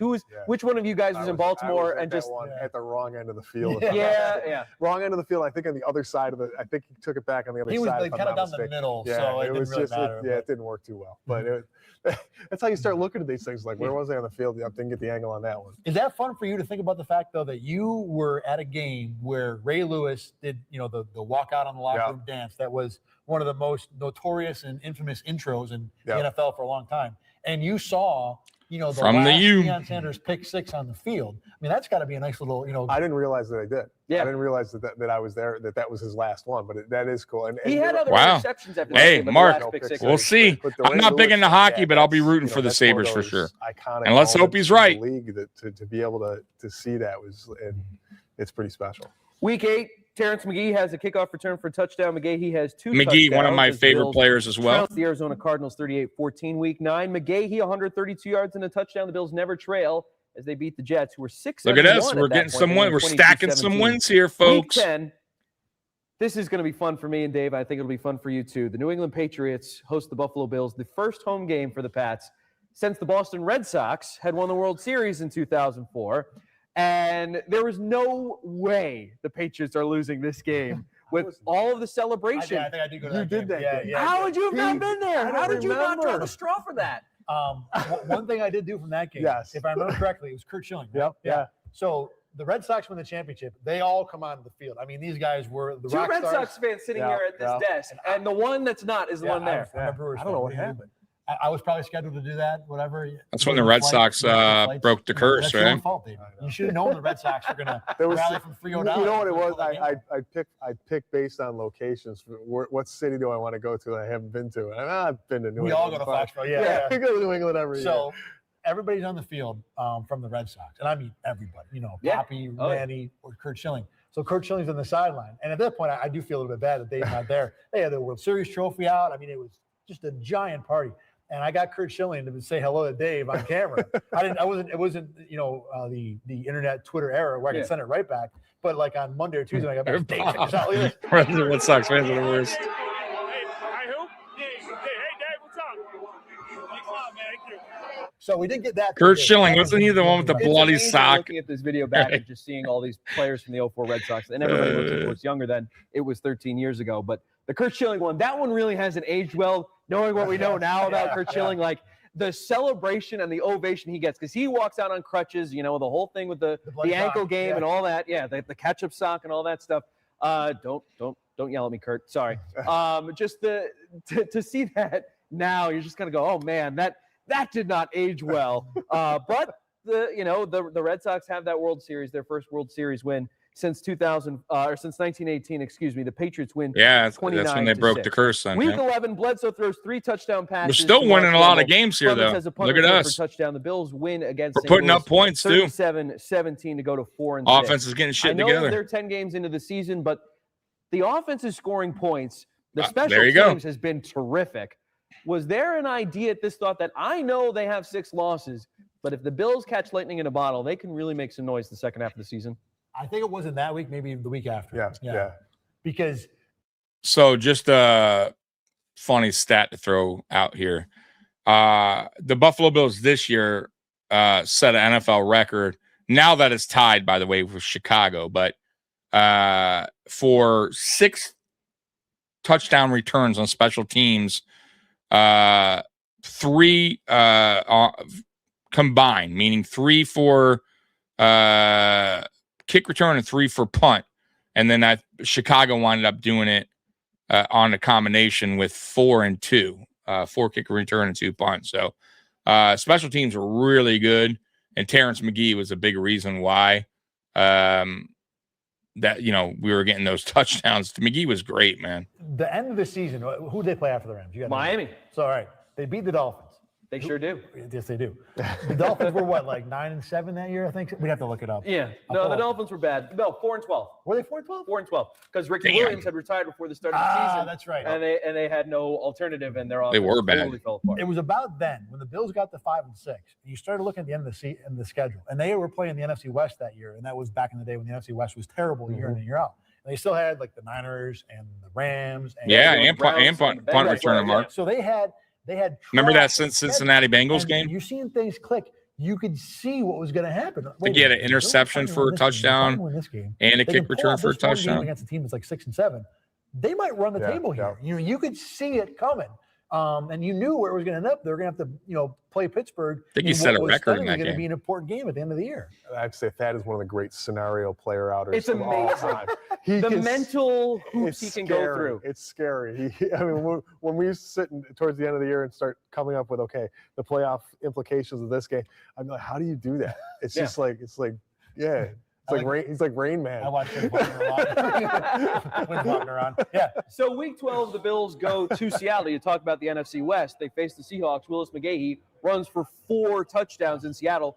That's a hell of a game. Because you've been there before. 4 but I imagine TDs. you That's know- fucking. That's a hell of a game. Oh, One of my favorite trips of Seattle's all time. I know a lot of This Bills was- fans don't like Willis McGahee because he didn't like playing in Buffalo. But I was able to finagle that. look, Seattle was. once again, I don't care about all that. I care about what you did on the field while you were here. And you get the other one. And while he was here, he was really good. 12th So man. But the stadium was new, and no one really talked about it because it's Seattle, and the Seahawks weren't good. They were on their way up, though. They had Alexander and Hasselbeck. They were getting there. What a great stadium! What a great experience! The Bills torched them. Lee Evans scored a touchdown late in the first half, right at me. One of those great highlights. But one of my favorite play calls of all time that I shot on the field was the 4th and 1 fake, where the Bills had it about the Seattle 30 and 4th and 1, less than 1, whatever. And Drew Bledsoe faked the quarterback sneak and did it fantastic. He took the snap and kind of did this, and then he comes back out and flings the ball to McGahee, who runs for a 30-yard touchdown, again, right at my feet. And that was one of those games where I wish the Bills would do that a little bit more. Every big play. The fake was quarterback guys were, sneak, tying my shoes and tush they got push. up from scoring a touchdown. It will work So because the teams Bills sell win out on 38-5. that. It's Not a saying great you do it all the stadium. time, It's but fun. I have all these I great love that. highlights right at my feet. Even better, I went out to one of the best dinners ever. I mean, there's a place I sat by myself. I had shrimp cocktail. There was a Broncos Seahawks game out now, Broncos and Raiders on a night in Denver. It was snowing. One of the best The trips I ever memory had. burns from 13 years ago. Oh, yeah. So the Bills Good win point, in week Mark. 12. the only negative from that is that I flew back coach in a middle seat with 2 300-pound guys the whole way. Ooh. Oh, it was awful. Ooh, yeah, and then, you're not getting the first class treatment or the No. the. But I players doubt that he's you were writing flying checks. coach. Like most You're people, 35. I get what you're saying, you but jump into different airports all over the country. I couldn't That's tell you the all. last time I I've done carried a that one, but the checkbook. Bills snap a 6-game losing streak on the road with that win over the Seahawks. Week 13, it's Bean Dolphins Island, once baby. You again. know it, We Weston. talked about in 2002 the game against the Vikings on the road being one of the more fun games of the Bills playoff drought. This one, I think, deserves to belong in that conversation. 42-32, the Bills win. Bledsoe has 4 touchdowns. Lee Evans has a 69-yard touchdown catch in that one. Nice, Lee Evans. Pat Williams has a pick 6. Get AJ it, Green Pat. picked off 5 times to be in Miami. And week 13, it's the start of December, and the Bills and Dolphins are trading blows like it's Marino Kelly all over again. How much fun would that have been to A, watch, and B, to be there on the field? That was you. Yeah, that was me. That was absolutely just everything you're going to hope for from a. And the Bills are winning games too, and they're turning their season around. Things are looking good again, and they're like you said earlier, they're firing on all cylinders at this point. They're really starting to look like a team that can do something. So not only are they winning games, but they're winning in exciting fashion too. So it's helping a lot. At this point, let's see here. I collect cards, and you should see some of these players' autos. Josh has a nice pronounced styler in his auto. So Mark, I did too. Unfortunately, I ran through some bad times recently. Luckily I got a job now, but I was without a job for a minute, and I sold pretty much my whole collection. I had some really nice Josh Allen rookie autograph patch cards. One of them was probably worth about $1,500 at the time. I had Jim Kelly autograph. I had Jim Kelly USFL rookie. I mean, I had a collection. I had the Dan Marino rookie, but not the Fleer. I had the Nike promo rookie. I wound up selling that by itself for like about $1,000. It's probably worth $2,000. So it sucks. I did keep some. I'll show you. I have others that are in my room, but I kept a few. They're not worth much, but I have some that I kept here. Let me see here. I don't know if I have any more, but here is I don't know. They're not, only because he's my. Let me see here. So that's Eric Mold's rookie. It's a Crown rookie. And by the way, all my cards were graded too, which is the other kicker. There's another Eric Mold's rookie. I do have some others in my room that I kept, but all my big money cards are gone, which sucks. But it is what it is, man. It's it sucks, bro. Oh, I also have my Mike Tyson rookie cards, which. Those are gone. Anything of value I sold, unfortunately. So, but yeah, I would get back in the game, but right now I'm check to check, man. So can't get back into the card game because now it's cards are at they're expensive now. It's not like, see, when I got back into the game of collecting cards, they were still relatively, you can get them relatively cheap or a good deal. Now forget about it. So yeah, don't have my cards anymore. Met a fan in the restroom who yelled, "Who said so?" Bledsoe, and high-fived me. Fortunately, this is before he wasn't even. It wasn't. He went and not right after. Yeah. Let's see here. I'm sorry, dude. That sucks. Yeah, it does suck. But yeah, it is what it is. I've got a signed baseball collection by some legendary Hall of Famers. Nice, man. Nice, Weston. Yeah, like I said, I don't have anything else, unfortunately, collectible wise. I do got my Roy Jones Jr. Autograph. It's in the other room. I have it framed. I got his Roy Jones because I was a big Roy Jones Jr. fan. He's one of my favorite boxers of all time. But after he won the heavyweight championship from Andy Ruiz, John Ruiz. He had just came out with a rap CD, and I bought the CD, and I knew he was going to a boxing event as a guest in Coconut Creek, Florida at the time. And I'm like, you know what? The tickets were so cheap for the event. So I bring the CD with me, hoping that I would get a chance to get an autograph. Because I'm like, you know what? If he's going to get an autograph, he's going to give autograph. He's going to probably think it's really cool that somebody brung his rap CD, right? Like, you know what I mean? Like, if he's going to give one, he's going to give the guy that fucking brung his rap CD. So I go there. I'm on the right by the ring. The seats were great. So there's obviously they had like a barricade or whatever, but so Roy Jones Jr. comes with his security and all that. They're walking right by us. And I hand it out. I hand it to security. I'm like, dude, because they're walking. I'm like, can you see if Roy Jones will autograph this? So he takes it from me. They walk, and then he gives it to Roy because they sit him down. I'm seeing all this. So, and then Roy Jr. signs it, gives it back to security. Security walks back to me and gives me. So I still have it today. He signed the CD, not the cover, which is super cool. So it's actually on the CD itself on the top. So I bought like this CD frame thing where you can put the CD case and CD there. And it has, it shows the autograph. So not that it's worth like a bunch of money, and it doesn't matter anyways. I want to sell it, but it's just, it was my first like autograph that I got in person without having to pay for it online or something like that. So, because I got Thurman Thomas autograph on a mini helmet, and you guys can't see it, but it's back there. But it's not as meaningful, or you get what I'm saying? But anyways, let's see. Let's get back to it. Got a PO box or something?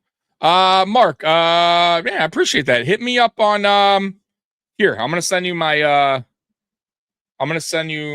don't care. I'll give you my address. I'm gonna send you my email on the chat. Give me 1 minute. So it's Mafia Sports Report 313 G.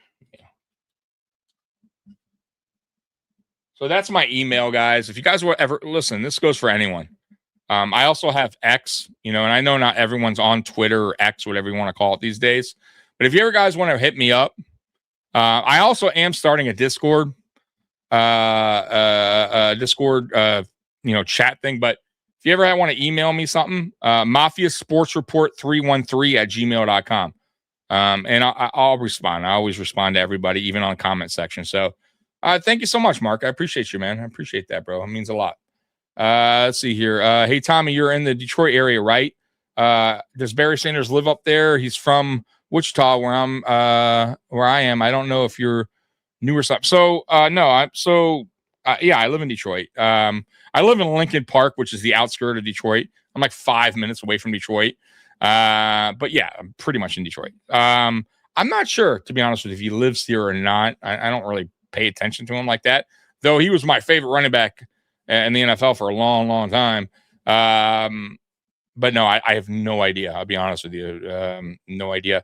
And as far as me in Detroit, most of my years growing up, I lived in South Florida, but my family's initially from Michigan. I lived here briefly as a child, though I don't remember because I was so young. And then I moved to South Florida. And then I moved back here as an adult in 2005, stayed up here for about a year and a half, moved back to South Florida, and then moved back again in 2015. So I've been here since. I've been here since 2015. So, long story short, I've been here a little bit now. And I'm probably not going anywhere anytime soon. So, yeah, Steve Tasker definitely belongs in the Hall of Fame. You're welcome, brother. Thank you so much for that. Let's go Discord. Yeah. So the Discord is, if you guys want to know, geez, I opened up the wrong. I don't know. I don't even know. I'll have to mess with that later. But there is a Discord. I was going to do it for members only, but I don't know. Who knows? The whole membership thing. By the way, shout out to the members that are still currently, subscribed to Mafia Sports Report as a member. I gotta do you guys right and start making some members only videos. I kind of slacked on that this year. I did it the previous year. I would do like certain, videos for members only, grading the Buffalo Bills or whatever. I got to get back to that. It's more of a donation, you know what I mean, to the channel when people do that. But I like to give something back.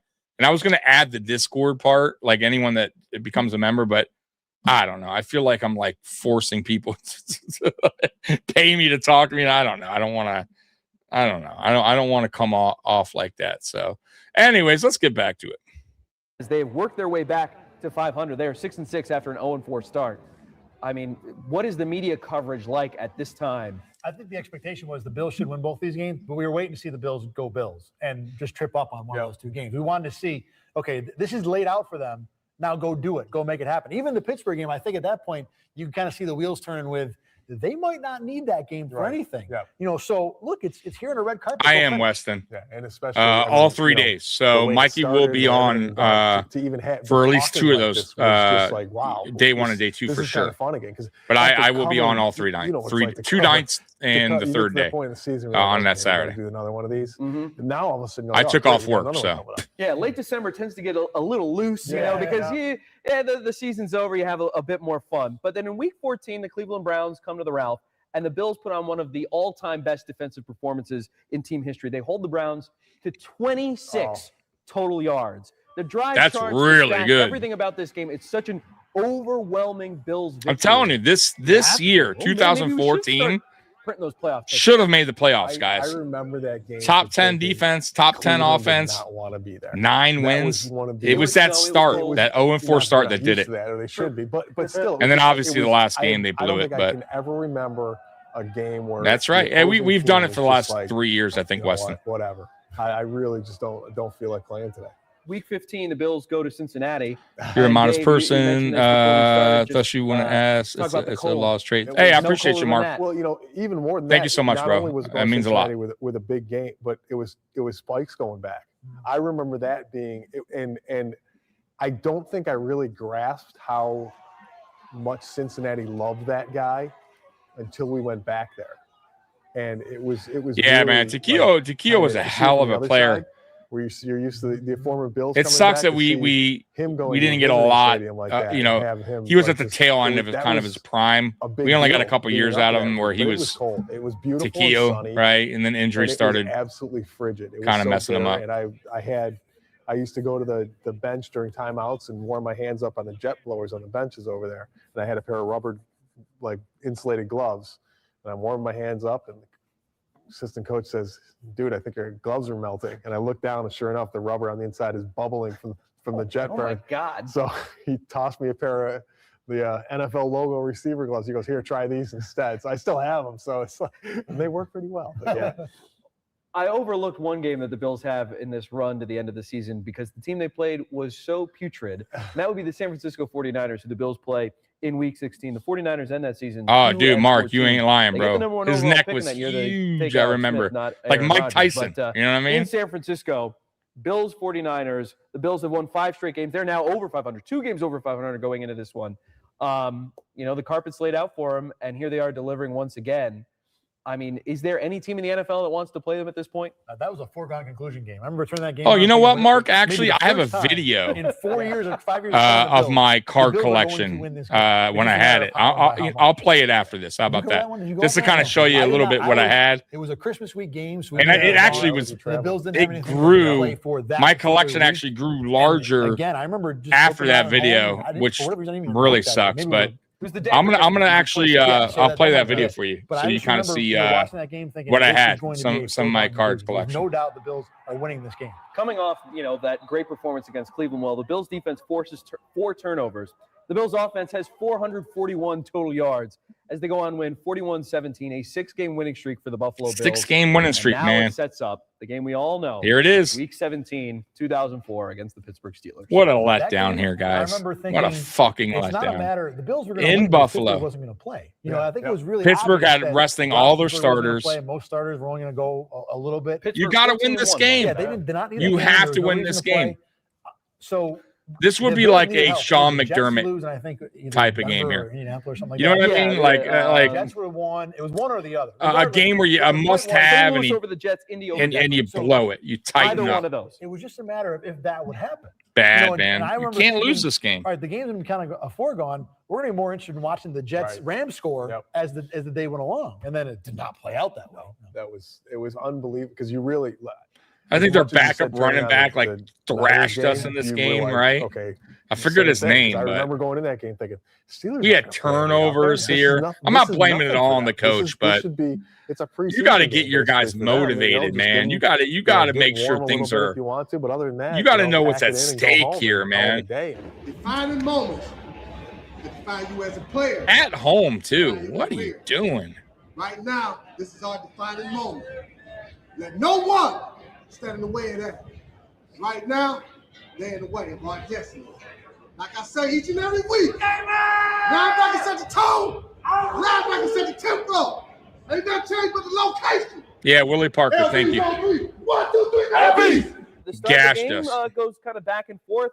Nate Clements fumbles a punt, but then forces a fumble that gets recovered. And Made leads to up Willis for it. I Williams remember touchdown. that. Bills were up 7-3. Bledsoe throws an interception that leads to a field goal. It was 16-10 at halftime. But then Nate Clements redeems himself for the fumble in the first half with the pick six to put the Bills up 17-16. And at that point, the thought is, okay, it's done. He ran that back right. You would think right there, yeah. I remember that. Things are, momentum starting to go back on Buffalo's side. And I was all over that play. I could have counted the number of tag labels as the ball spun by. And he catches it, runs by me, and does this. And now keep in mind, I grew up a Jets fan. So the Bills winning is directly. You know what I always say, too? I don't care. Look, man. So Clements comes back. When a player makes a mistake on the field, redeem yourself. And Nate Clements did that. So that's why I'm not going to hold it against him on the fumble, the punt return fumble, because he made play after that, right?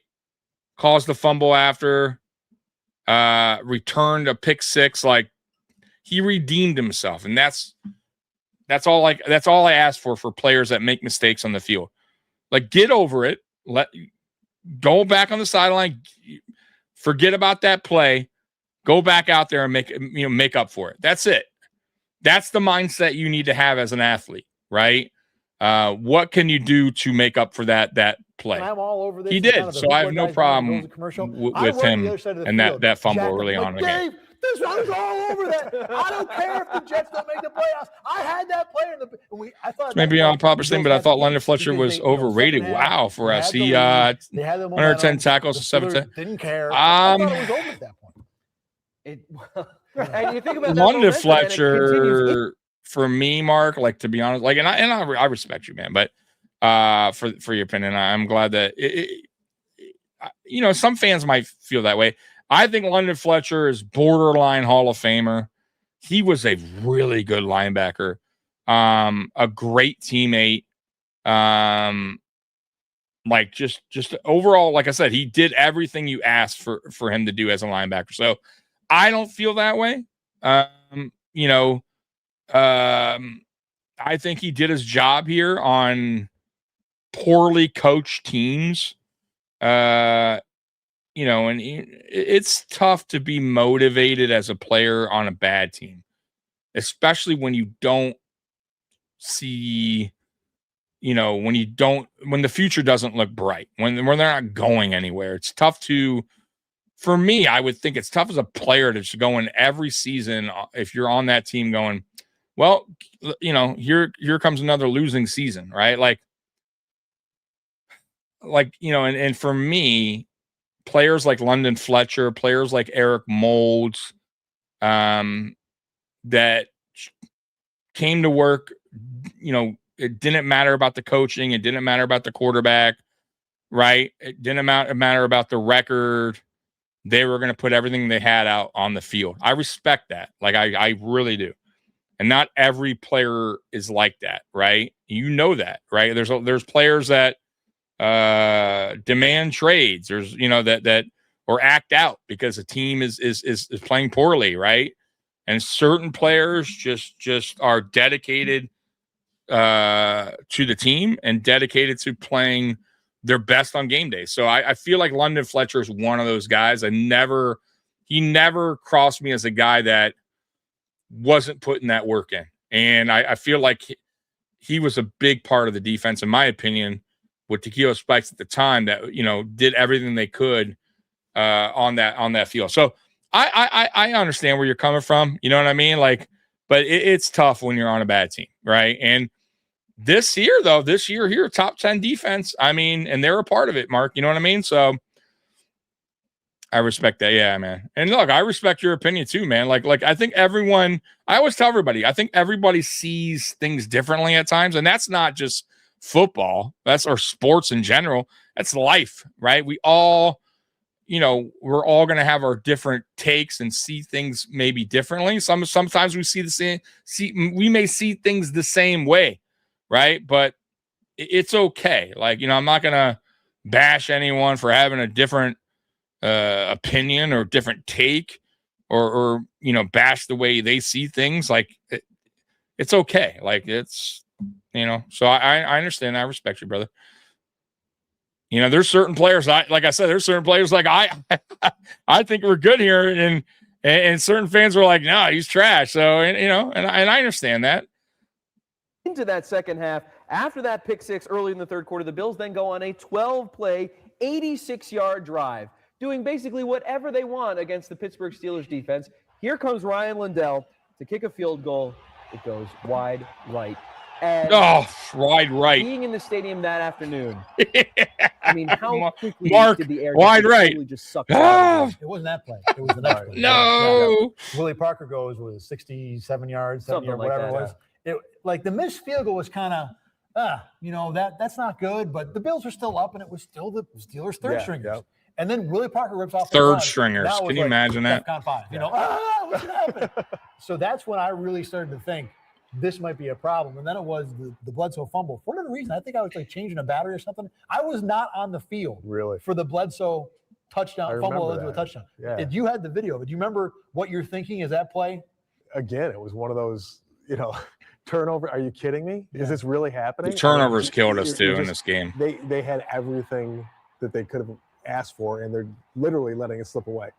Not slip away. They're giving it away. Yeah. And that's the thing is, we've talked about the start of the season where Pittsburgh didn't care about this game, guys. Like even the first 4 games of the this was season, just for third string guys to make a name for themselves. They have some players to hopefully get straight games going into this one. Get claimed in the offseason if they're a free agent, or maybe even can you recall get an opportunity to make the 53 the next year or something where you're trying to hold outside of that. That's all it was about. For Buffalo, was the playoffs, plays, big runs by the Steelers. I mean, in your life, have you seen anything like that? We cover the Bills. But even still, yeah, in terms of absolutely, Bills, Mark. I've been doing this for 5 years. I was so disappointed. Like that. It wasn't in that spot. It had never happened before. I'm sure if we look through Bills history, we could find games. I know that there's a Bills Sunday night game against the Patriots where Lewis McKelvin fumbled. That was one of those games. But in that big spot, I remember that one. That it never happened before, and it never happened since. And the one thing I'll always remember from that game, after the game, again, the Bills needed to win, but the Jets also had to lose. As it turned out, the Jets went to overtime with the Rams and ended up losing in overtime. And their game ended 10, 15 minutes after the Bills game ended. So there was a thought always that, well, the Jets knew the Bills had lost and that had gotten them in the playoffs. They needed the game. They kind of quit on their own game and didn't really try to win in overtime. Who knows if that's true? The thing that I always remember is I talked to Paul Peck, who was at WIVB in Buffalo at the time, and we were talking about the game. And he pointed out that if the Bills had won, it would have been 2 parties at Ralph Wilson. It would have been the party of the Bills winning that game. And then because the Jets had gone to overtime and played so much later, they would have put that game on the Jumbotron, and the fans would have all watched it. And when the Rams won, it would have been another celebration in the stadium. And the fact that the Bills missed out on that because they couldn't beat a third-string team is something I will never forget. Because what would that memory have been like for us in the media, for Western New York, for all the 80,000 people who were in that stadium that day, to have one jubilant celebration for the Bills winning, and then another one. Man, those players are like, what the fuck just happened, right? And come back up to celebrate the Bills finally after 4 years, making it back to the playoffs. Dave, you covered the Bills when they made it to the postseason. I mean, obviously the circumstance would be different. The Bills make the playoffs now. It is a massive party. But what were the celebrations like when the Bills made the playoffs, even in the late 90s post-Super Bowl run? I think it was an expectation that they're really, I mean, you'd have your down years, but you're the Bills. You're going to be in the playoffs, if not this year, next year. It's just a matter of that's how I felt. But when? And now it's in the early 90s. Covered You probably haven't. A game where Bills fans were just truly excited and fired up to win. I mean, other than maybe a Week 3 game against New England. A really legitimate post-Thanksgiving. You probably never covered one because all the playoffs. It's a great question. They were expecting a game where you're fired up late in the season. Yeah, exactly. I mean, you got to go back to probably maybe the Oilers comeback game. Yep. To where the last time you had a game where Bills fans were truly jacked up to win a game. So James Harrison returns a fumble for a touchdown to put the Steelers up. Oilers for sure, but there's been games. And then the Steelers go on a 12. I can't think of any off the top of my dome. Play, 46-yard drive that eats up nearly 9 minutes of clock. What is that slow death like in the stadium? You just said it. But we were both thinking the same. We talked about it after. Yeah. You're just like, really? Yeah. Again? Seriously? You could just see the throats tightening and every, just slow death is the only way to play. Yeah, you felt it on the field because you're watching the clock tick down. You're watching the Steelers convert 3rd and 2 and 3rd and 3 over and over and over. Not 1st and 10. No. Not 15 yards. Just grinding it out. Grinding it out. And again. Which is the worst when a team does that to you. Oh, who's the team that needs this game right now? Giving you no opportunity. Dave, you're a Red Sox fan. 03 was a part of my life. I remember that loss in the ALCS. See, I like those jerseys, guys. I don't care what anyone says. That for me, that's a good look. I like the red helmet with the blue jerseys. Ain't nothing wrong with that jersey combination. 86 was a Red Sox. It's clean. You have a thick encyclopedia of misery. And those Reebok jerseys, I'm sorry, those were the best jerseys, man. 86 was devastating. Well stitched. It's worse than 03. Heavy. Because the Red Sox hadn't been in the World Series in the Nike jerseys are so cheap, and they're expensive. Cheaply made, expensive. I think it's hard to put. I don't want to. Yet expensive to buy. That is. But I think it's hard to put the Bills in that level because the fact that they even had a chance was like, woo, where did this come from? Yeah. And even if they made the playoffs, no one was thinking, oh, this team's gonna make a run to the Super Bowl. It was just, wow, playoffs. This would be great. It'd be a complete. That would have been a great. But you did have a way to turn things around right there. You got a new head coach. So the Bills lose. You make the playoffs. You got a top 10 offense, top 10 defense. Nope, didn't happen. That game, we're not doing this episode right now. We're not even doing this. That's right.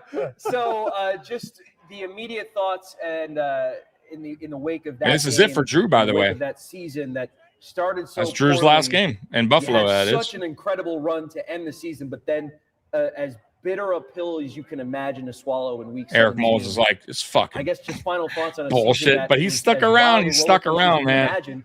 10 seasons with Buffalo. For the most part, we came out of that season feeling pretty positive. That coach is like, damn, man, you're blowing it here. A new coach, things had started slow, but then it clicked. And it wasn't the Bills winning games by field goals and having. Yeah, they're putting up 35 a game. They were crushing. See, guys, we had talent, man. We had plenty of talent. A couple of. I think the Dolphins, or maybe not the Dolphins, the Seahawks were 9-7. Just couldn't put it together, man. Exactly. There were a couple decent teams that they didn't just beat. And Drew was also at the tail end of his prime, too. 17. But I think you felt like Mularkey and Bledsoe could be something that would build on in the next season. What about JP, though? Not a factor. Not a factor. It wasn't even. He didn't play. He barely played. Yeah. So the Buffalo Bills go 9-7 in 2004. They missed the postseason. It's why we're here talking about them.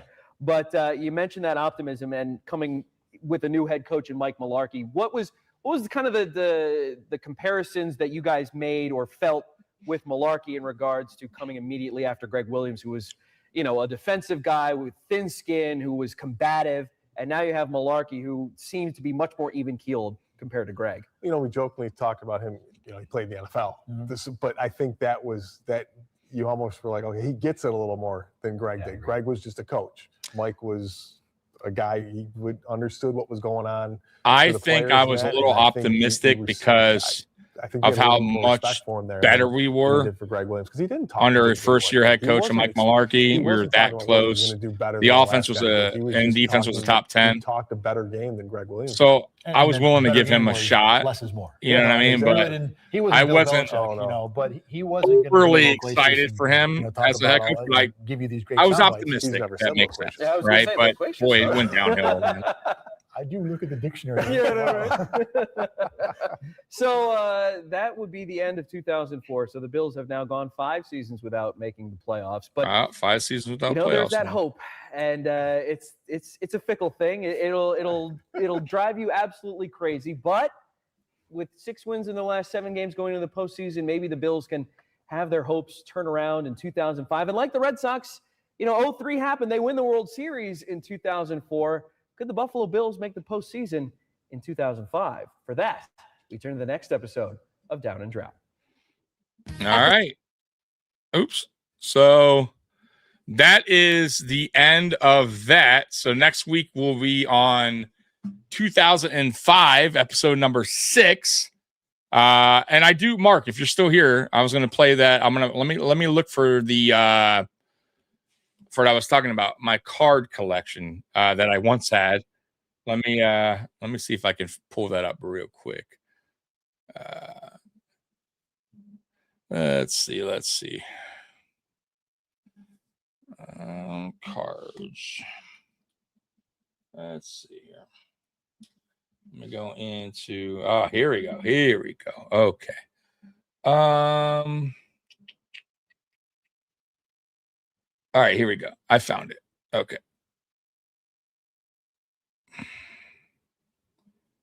Let me skip some of the intro. All right, here we go. All right, Mark. Let me pop this back on the screen.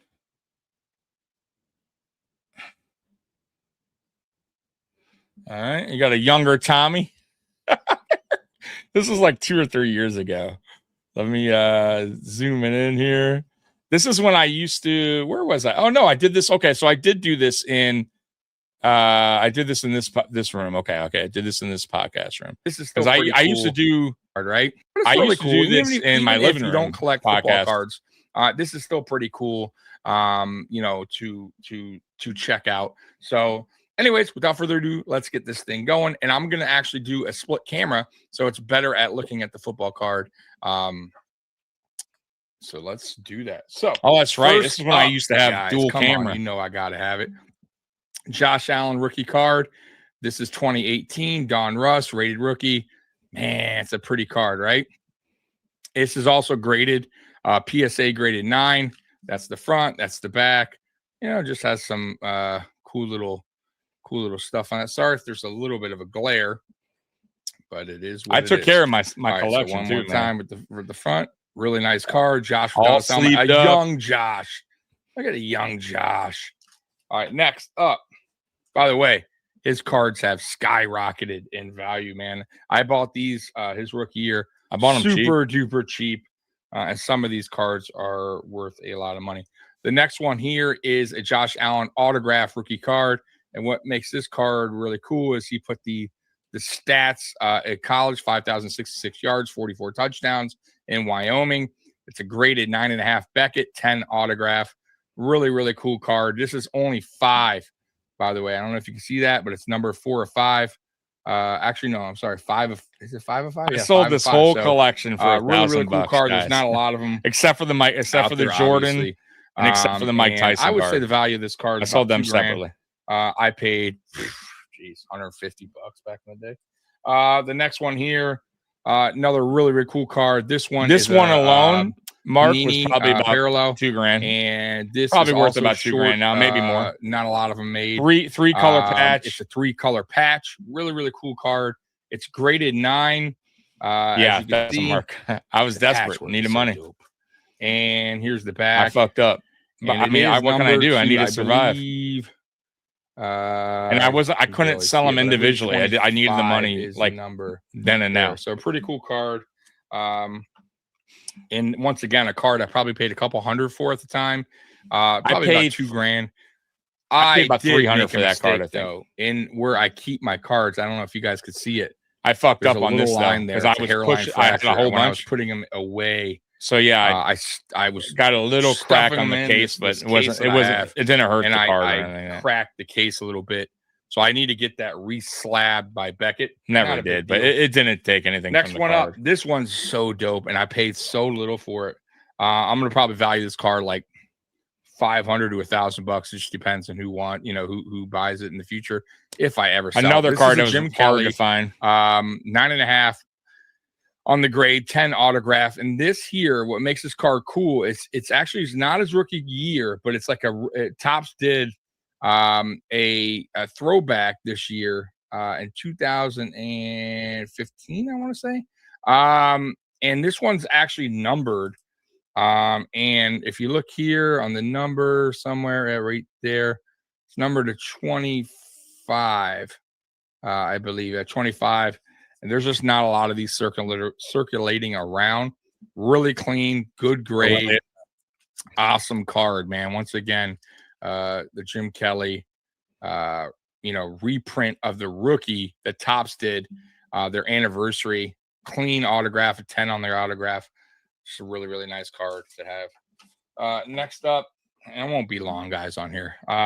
Next up, Ed Oliver. This is a cracked ice rookie year 2019 Panini Probably not Prism valuable. Blue Ice PSA graded 9 autograph. I got it cheap though. Really All cool these card. cards You guys I've kind of see when I got into collecting, cracked it ice wasn't on there. it wasn't what it was Really, really now. neat. So I got great deals on these. There's the back. A lot of these I won on auction. Yeah, I didn't pay a lot for this either. I got a really good deal on that. I think it was an auction I won it. Next up is a Dalton Kincaid rookie. This one's really, really cool too. This is a Prism rookie 2019. Okay. Yeah, dude. I'm graded 9. I was PSA. a collector, man. There's the back. I was also Really doing cool good, financially at the time, so I could, Now these through I auction, got have super that, cheap too, man. Once again, I got it Diggs, early. Rookie card. Obviously, when he was with Minnesota, Dude, I got these Diggs rookies so cheap, man. I think really I paid clean, man. Graded $30. 9. It's actually remember. a It was 10 super on the cheap. autograph. So clean autograph at a 10. The card itself is a 9. Thank you, and Mark. it has a Yeah, jersey, well, I did. two color jersey in there as well. Stephon Diggs, rated 9. That card has gone up a lot. You just don't find those cards either. I believe that's numbered as well. Next up, another Stephon Diggs that I got super cheap, graded a 9. It's a 10 autograph, meaning it's a clean autograph. Right there, it's a two color patch as well. Sorry if you guys are getting a glare there, but really, really clean. Really, really clean. It's a Topps finest, I believe that one was. And the last one, what was that last one? I believe the last one was also Topps as well. Yeah, it was a Topps Platinum. So really clean cards and gone up a lot. Like I paid dirt cheap for those guys. Next up, Trey White, man. Come on, our boy Trey White, Trey White rookie card 2017. Hold on, let me see if this is all. Is this all McDermott's Buffalo? Good season, and that is Gabe. There's Gabe Davis somewhere. Let me see if I have. He can Rousseau. Is this the one? Which Hold on, really I'm going to forward it a little bit. The city of Buffalo. There's the and he there's chose the Jim to go Kelly play for USFL. They went out rookie card 19. Thurman, super clean. Believe it or not, that Thurman Thomas And, rookie you yeah, get super cheap still. For some reason, it just one doesn't. of my favorite cards, and the value is not value. a lot, but this card the I like is patch is the so patch, and Carlos sick. is cool. This is Carlos Williams, But national treasure. That rookie patch card there with the patch. with the Bills front end logo, of I the still Buffalo have that. By Bills, the way, man. I did keep Like that. that is so dope. By the Just way, this because is I autograph love as well. the logo. By the way, patch I logo. even talked to Carlos Williams. Dude, guys, you're not gonna message. That logo on itself, Twitter, just by on itself, Facebook. is dope. Really, on a card. really nice. You guy. won't find that. Often. Like I don't know. I wish his I've career never seen one. would have been longer. But I still have it. But yeah, dude. Anyways, this is Patch an awesome auto, yeah. card, man. Like one of my all-time. That's a national treasure and, card. it is numbered. Like I said, the value is not crazy. This might be all Buffalo Bills. To find. There's my Eric Molds. I do have another one. Let me see here. Hold on. This might be. You know what? This is all. This is all my Buffalo Bills cards. Yeah, man, that's OJ. I did have an OJ. I still might have that OJ. His autograph. So this is okay. So this is all Trinity. Hold on, real quick. Really, This really is cool all Buffalo Bills, but I do have. Okay, here we go. I should have showed you this one. On my bad. So this one here, which was fine. I showed you the Buffalo. Welcome to Buffalo. But this is the one where I used to putting around there the investment that I've made, and I will be sitting on the board a little. I can't hold. I'm like, if I look, cards, and I saw the trend. A lot of them are numbered. They're different. Think of these like all right, Tommy. This isn't a huge profit, but it's gone up. Evander Holyfield, rookie card. Why? Wait, hold on. But there was about. Okay, here you go. I'm sorry, guys. Why is this my number one? So there's my Jordan rookie. This is a sweet, sweet card. And why is this my number one investment that I have made? And by the way, graded 9. You guys know how much I pay for that card? You want to hear it's crazy? 2 9.5 subs. I paid $125 for this. 100, brand new graded. 125, dude. It is now valued anywhere selling for, not just what people have. 125 I paid for that card. Up a little 11. He's like, I mean, so I'm holding a lot of people first eventually cards. Like I'm telling you guys, like to the sport. Think of for people when I was getting back into it. But this is a grade 8, 8.5, 8.5 by PSA. So I had Holyfield rookie, I had Tyson rookie as well.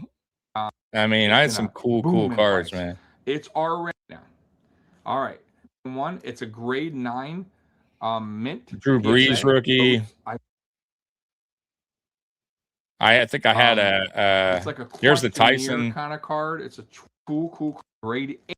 150. That's a different one. There it is. 8. So now what makes this card so special is the back.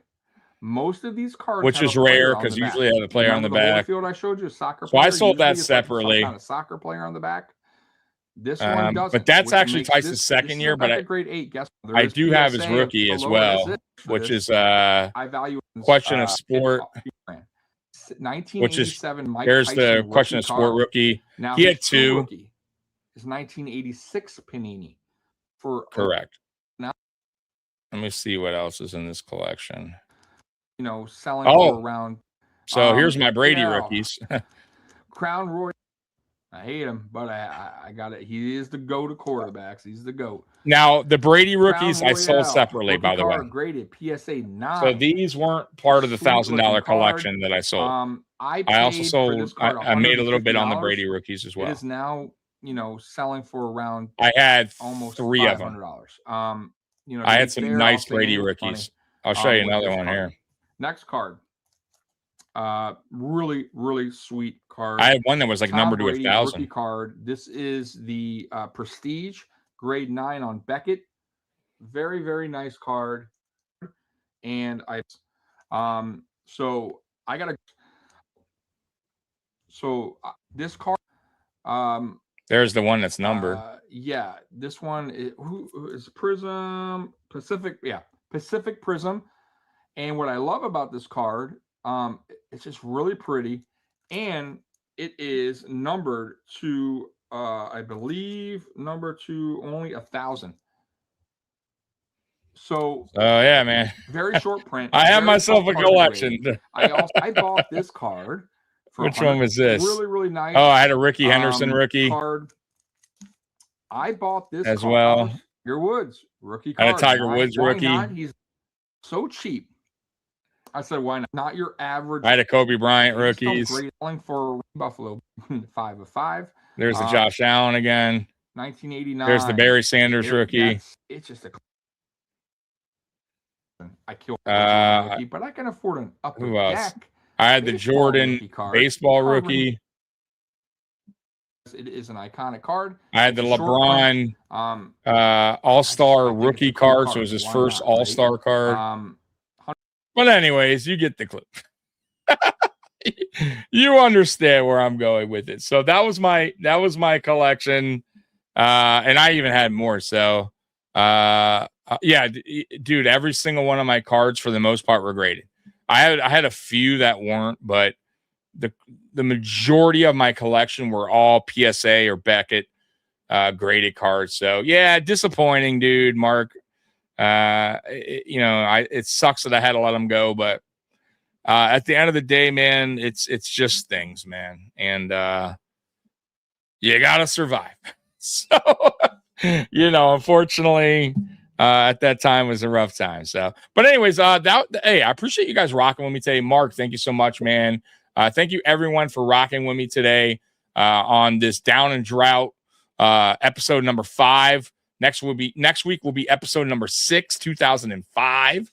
So I look forward to talking with you guys then. It's Sunday at 1:00. Also tomorrow, Monday night uncensored at 10 p.m. Me and Mikey will be talking more Buffalo Bills about this upcoming draft.